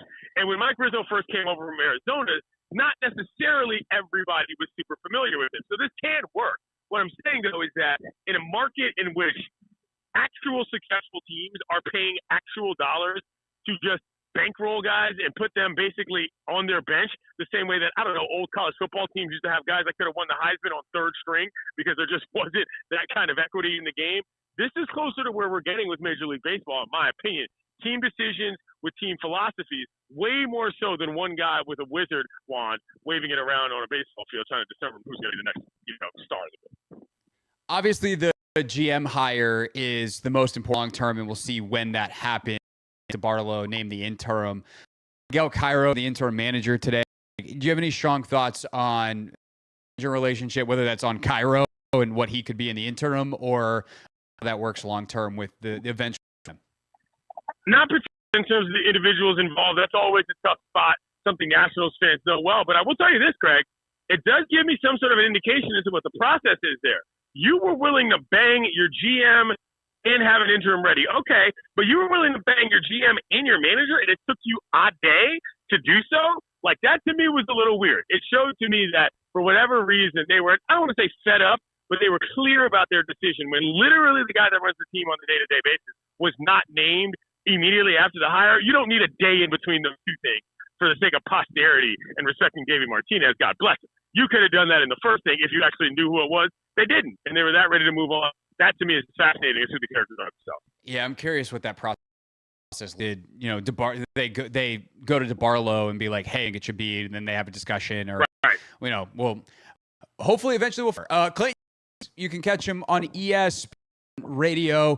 Clinton and Friends is the show. Also, read his work at ESPN and Anscape. Yates, appreciate you, sir. Thank you for doing a Monday deal on some breaking baseball news with us. No problem. I got to give my cousin Mark, whom you know, a shout out. Shout out to Mark. Thank you. Goodbye. Kiddos, it's your boy Clinton Yates from ESPN. It's the Hoffman Show.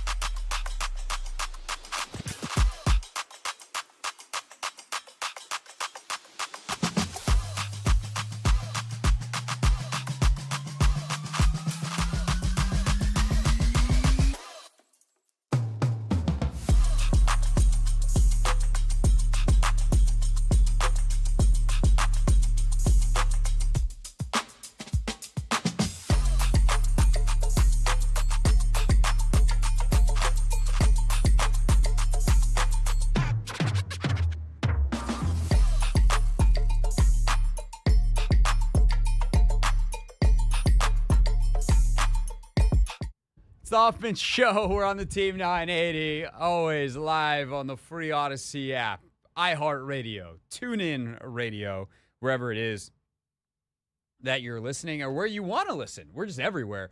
We got you covered. Thanks again to Clinton Yates, Chelsea James, Robert Flores for joining us so far. Awesome interview from Grant and Danny with Jeff Passan earlier today. We'll get you some of the best of that interview at 6:30. But Anthony, you went on a European vacation. You were Antoine in France. You were Antonio in Spain. You've now returned, Anthony in the United States. How was your trip, my friend? I had a fantastic time on my sort of kind of world tour.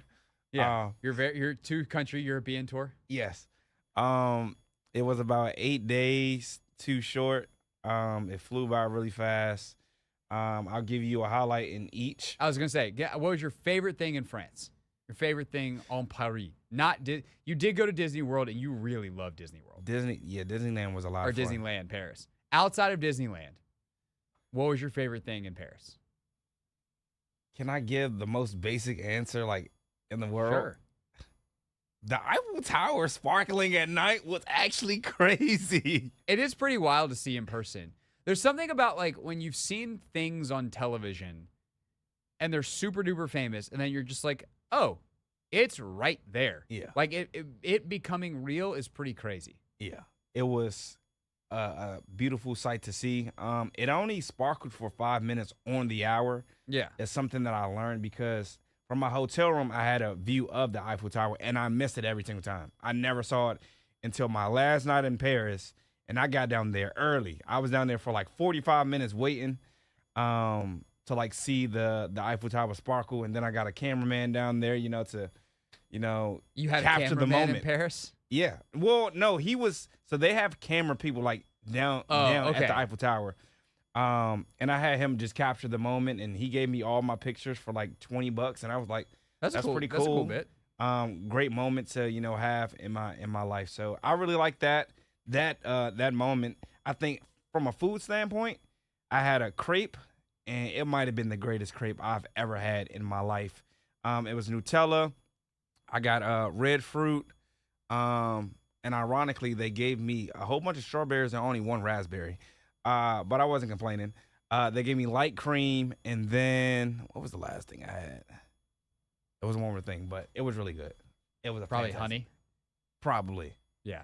It was fantastic. That sounds amazing. I'm now so hungry. Yeah. All right, what was your favorite thing in Barcelona? And then Barcelona.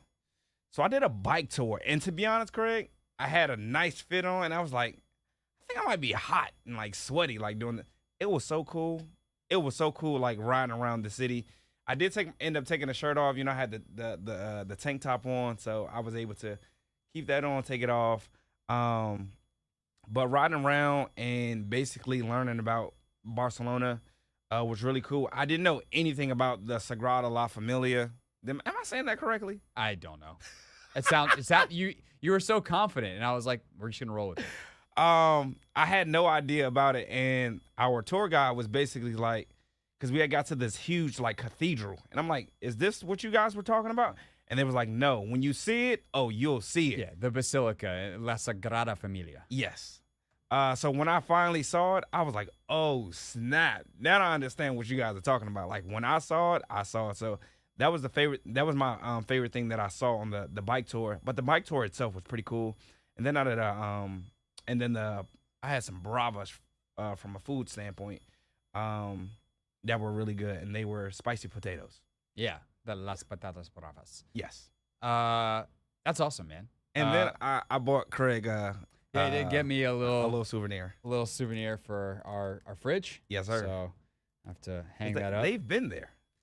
I have not been there. Oh, Rachel has been to Barcelona. I have not been to Barcelona. Okay. We thought about going because we're going to Portugal in September. That's fun.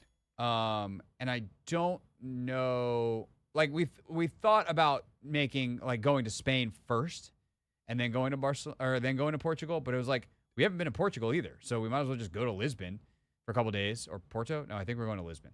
And then we have a wedding, so we'll have to figure out those details. But yeah. We're just gonna go to Portugal, and I'm pretty pumped about it. Could you do a day trip?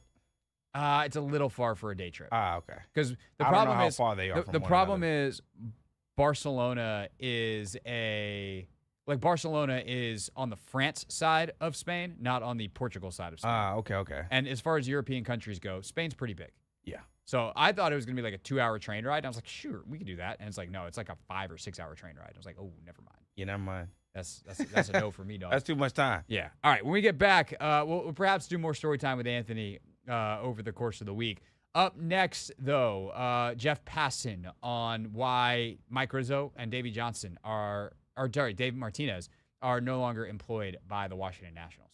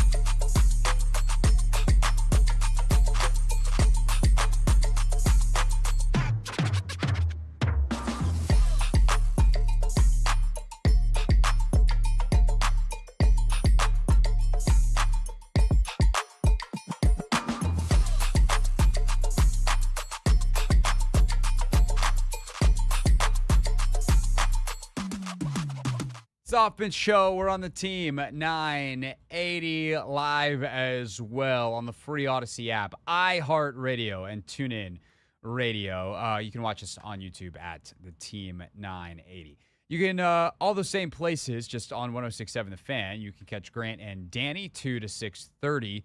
Anthony, I should lie. That show's only 2 to 4, and then nothing happens on 106.7 The Fan between 4 and 7 o'clock. Just You just tune over here, and then we're here. But that wouldn't be fair to Chris Russell. So G&D do a great job from 2 to 6:30. And they had the man who broke this national story, Jeff Passan, on today from ESPN. And he was asked about a bunch of different stuff. It was a really great interview. It's worth listening to the whole thing. But let's get you a couple of the most important bites first. First, G&D asking Passan on where ownership stands on all of this. They obviously are taking a lot of blame for the losses, but how did we get here, and where do we go from here on the Lerner side of things?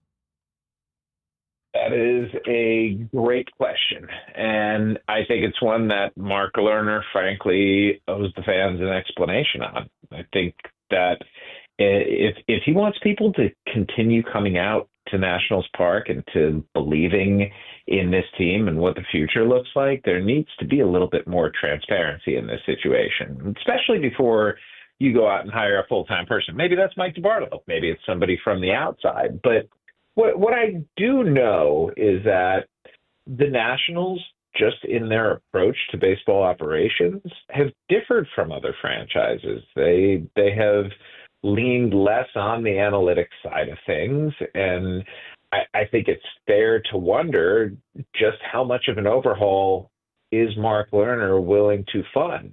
And I say fund both in the respect of, does he want to bring in, a higher profile general manager or somebody who's got experience and might cost a little bit more? Or does he want to bring in somebody who has that analytics background and is intending on taking the Nationals at very least up to the baseline of where other organizations are right now, because I don't think they're there at this point, or at very least they have not applied the information in the same way that other organizations do. So that is on some level the crux of the next step for the Nationals, right? It's, have they applied the information they have well? And I think a lot of people around baseball and listening to some of the reaction today, well, there's a lot of respect for Mike Rizzo, would say no. Like, he is an old school type of guy who relies more on his gut and his feeling and his eyes and, scouting stuff, and a lot of the same people that have been in place for a long time versus let me learn how to implement and use some of this data. And so while Mike Rizzo was a really valuable asset to this organization for a long time, did a tremendous job, and probably could still do a very good job, he can't do the maximal job. With that said, you also need to pay to get some of this stuff in place. You need to pay for good people to interpret the data. But I think that's, if I'm Mark Lerner, I want to understand how much of what we have already is good. And then what do I need to add to that? Who can get the most out of what we have? But I think the other part is, like, have they actually done enough? Can anybody have won here over the last 6 years? And that's another question that G&D put forth to Jeff Passan. Most of all, do you want to win? I think that's a reasonable question for somebody to ask him at this point, because what have the Nationals, in terms of their budget and their payroll, shown fans over the last 5 years, other than, I'm not going to say a disinclination to go out and win, but sorry, when you're a team in Washington, D.C., and your highest paid player is retired, and your second highest paid player is a Toronto Blue Jay, what are you trying to do here? Like, are you really expecting this leap forward when a lot of the guys who you're expecting it from are coming from within the farm system, and players often take, as we saw with James Wood, a year to get their sea legs under them and to figure out how to be a productive player at the big league level. And right now, the Nats have 3 of those: James Wood, DJ Abrams, and Mackenzie Gore, all of whom happen to have come over in the Juan Soto trade, which I'm not going to say it saved this franchise, but it pretty much saved this franchise from becoming like an ignominious level team of the ilk with the White Sox and the Rockies. Pop quiz, Anthony. What's ignominious mean? Ignominious. Can I get a language of origin? Maybe. They don't have language of origins on a word history. Maybe they do. It was first used in the 15th century. Okay. I don't know from where it was first used, but it was first used in the 15th century. Yeah, so I was trying to, use context clues, and I'm struggling right now. So if you give me an assist. Ignominious. Humiliating or degrading. Okay. Deserving of shame or infamy. Despicable. Marked with or characterized by disgrace or shame. Dishonorable. Good gracious. So they are Rizzo making a good Juan Soto trade away from being a quote-unquote dishonorable, well, I guess ignominious, but putting in the synonym, dishonorable franchise, according to Jeff Passan. Man, that's brutal. My challenge to everyone listening right now is between now and this time tomorrow, you are to use ignominious in a sentence. Can you spell it? Sure, because... Don't look now. Well, how am I going to... Oh, I already put it away. So ignominious. IGNOMINEOUS. Ignominious. Dang it. I was wrong. It's IGNOMINIOUS. Ooh. Ignominious. We need to do a spelling. We were supposed to do a spelling bee, and I don't think we ever did. We need Rachel to help us. We're also supposed to do some ice baths. There's some stuff that we're going to have to do. Yeah, we got to catch it. Hey, this is a good time of the year to do it, though. If people would stop making news and make us having to do our own stuff a lot easier. Last but not least, lack of draft success. How much should that have to do with Rizzo's firing? Were they really bad at drafting and developing under Mike Rizzo to the point that blowing him out makes sense? Or is there a larger problem here that makes that almost insignificant with ownership? I think it's more the latter than the former, but the former really brings light to it all, right? Like if they drafted and developed better than they have, then I don't think we're spending as much time talking about the financial element of things. It's the Milwaukee Brewers corollary, the Cleveland Guardians corollary. Like if you succeed, it papers over a lot of those warts. Like you just don't care about them quite as much because, hey, we're winning still, and maybe not winning to the extent that they should, in the eyes of the fans need to, but hey, at least they still have a winning culture there. That has not been the case with the Nationals at this point. And I think it absolutely begins with what sort of resources are given to the people who are running the baseball operations department. And when it comes to resources, the Nationals have lagged behind for years, and they don't seem particularly inclined to change that at this point. That goes directly back on ownership. For more from Jeff Passan with Grant and Danny, check out their podcast wherever you get yours, including Apple Podcasts, Spotify, and the free Odyssey app. When we get back, we wrap up the show here on this Monday.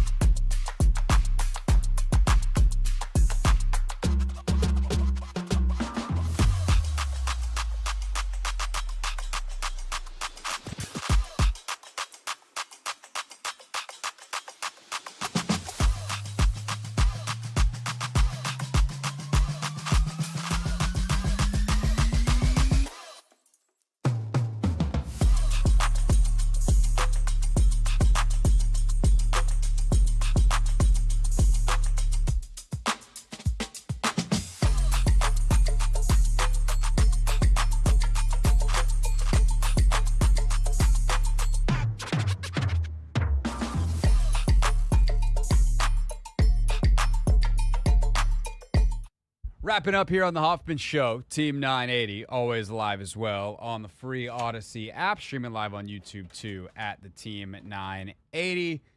Tomorrow on the show, everything else that happened this weekend, which I don't even remember. Because everything got wiped. I went to Beyonce Friday night, and then the world restarted Sunday night when Rizzo and Davey got let go. I don't remember anything else that happened in between. I remember one thing. What else happened? The Wizards got Cam Whitmore. Oh, yeah, we got to talk about that. Anthony and I have a field trip day because we're going to the Mystics game. So we might also, I'll see if we can get ourselves an interview after that game. I'll bring my press pass. Not just go as a fan and hang out and watch some hoops with my guy. So we got that tomorrow. Other than that, I don't know. I don't know. I talk about the Beyonce concert. We didn't get a chance to do that today. Do you have to record Take Command tomorrow? Oh, yeah. We also, Logan and I are doing Take Command. So maybe we'll have an answer to a fun mailbag question. So, hey, we got a couple things. That's encouraging. Because we're getting to the part of the calendar where there ain't a lot going on. So we got that. Wizards named their Summer League roster. So let's see what's going on with that. Maybe we see if we got getting someone on about all that from a coaching side of things. So got a lot of potential stuff to talk about, but we'll see how what things we wind up biting off. But we got a million things to play for Real Things. I think we have a week's worth of Real Things in the folder. So let's get to it.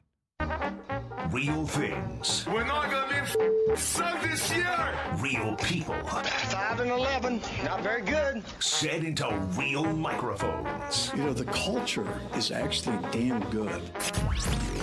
All right, we start. Anthony goes, you got to play the Ben Shelton one. Ben Shelton still alive at Wimbledon, which is nice. It just means that his family is going to need to stay and support him longer, including his sister, who was supposed to go back to work at Morgan Stanley. But bro had to make a call. It's not just been me here. I have a great team. My parents are here. My girlfriend's here. Also, real quick, by the way, his girlfriend is Trinity Rodman, the Washington Spirit star. So good for Trin. She's pulling off some great Wimbledon fits. Wimbledon's a place you got to dress up. Trin has answered the call. My sister's here. She's been here for every match that I've played at this tournament so far. She's been the lucky charm, but she has work back in the U.S. starting on Monday. She works for Morgan Stanley, and hey, come on now. She works for Morgan Stanley, so if any of y'all have some connects and get her a couple extra days off so she can, we can keep this rolling, that'd be great.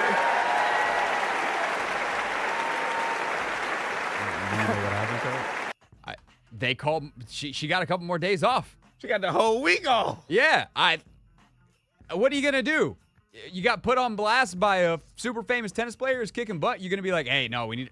It's a giant corporation. It ain't like she's running a small business. They can figure out. Like, I'm sure she does important work. I'm not trying to devalue her place in the operation. But the cool thing about big ass companies is you got other people that can cover. That's work-life balance right there. That's so dope, dude. How often is your brother gonna win or gonna have a chance to win Wimbledon? Yeah. I mean, for him, it might be actually a lot of times because he's playing quite well and he's still like 22 years old.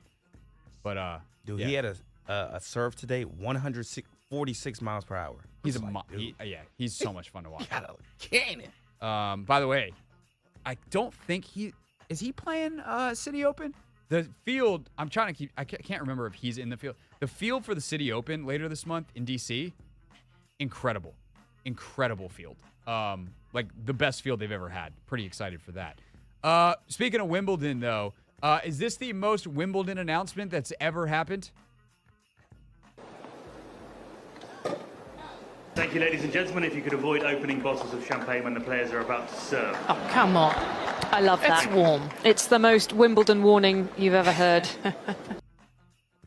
When you first heard that, Anthony, and I told you it was Wimbledon, did you think that was a tennis ball getting hit? I didn't know what it was, to be honest. Because it sounds like a tennis ball getting hit. Nope, that is champagne being popped. Thank you, ladies and gentlemen. If you could avoid opening bottles of champagne when the players are about to serve. Oh, come on. I love that. It's warm. It's the most Wimbledon warning you've ever heard. The most Wimbledon warning you've ever heard. Just the most Wimbledon warning. Last but not least, I want to play the Patty Pimlet one, but I don't think we have time. God, that's funny. We'll play that one tomorrow. Nico Hulkenberg. 239 career starts in Formula One, Anthony. Never had a podium. Wow. Never finished in the top 3. Great driver, always been in mediocre cars. He gets a podium in a rainy British Grand Prix this weekend. And for some silly reason, they decided to make the trophies this weekend out of Legos. So you wait 239 races, and you get a Lego trophy. Nico asked about it, not by a member of the press, but by second-place finisher Oscar Piastri. I also have a question for Nico. How does it feel after 15 years of F1 to get a podium, and it's made out of Lego that you can just pull apart? And what, sorry? It's just made out of Lego that you can pull apart and probably buy next week. Yeah. I love Lego. It's good. My daughter can play with it too. Oh, yeah. You know, They thought of you. They made it specifically for You always this got to see weekend, the bright side. But, a bit of silver or gold would have been nice too. But, I won't complain. Incredible. I was very happy for Nico Hulkenberg.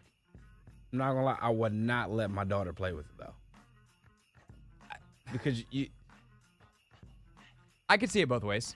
Like, no. These Legos are for Dad. I mean, if he waited a she long time. takes it apart. Also, somebody make him a bronze trophy. Please. Like, my man's had to drive a Kick Sauber, although they have been awesome the last couple of weeks with the floor upgrade. He's driven some bad Haas cars. Like, he's driven a lot of midfield machinery. And he's a good driver, and he's beloved on the grid. Let's get Nico Hulkenberg a real trophy. That's all I'm saying. All right, that's our show. We'll be back tomorrow. Have a great evening from all of us at the Hoffman Show.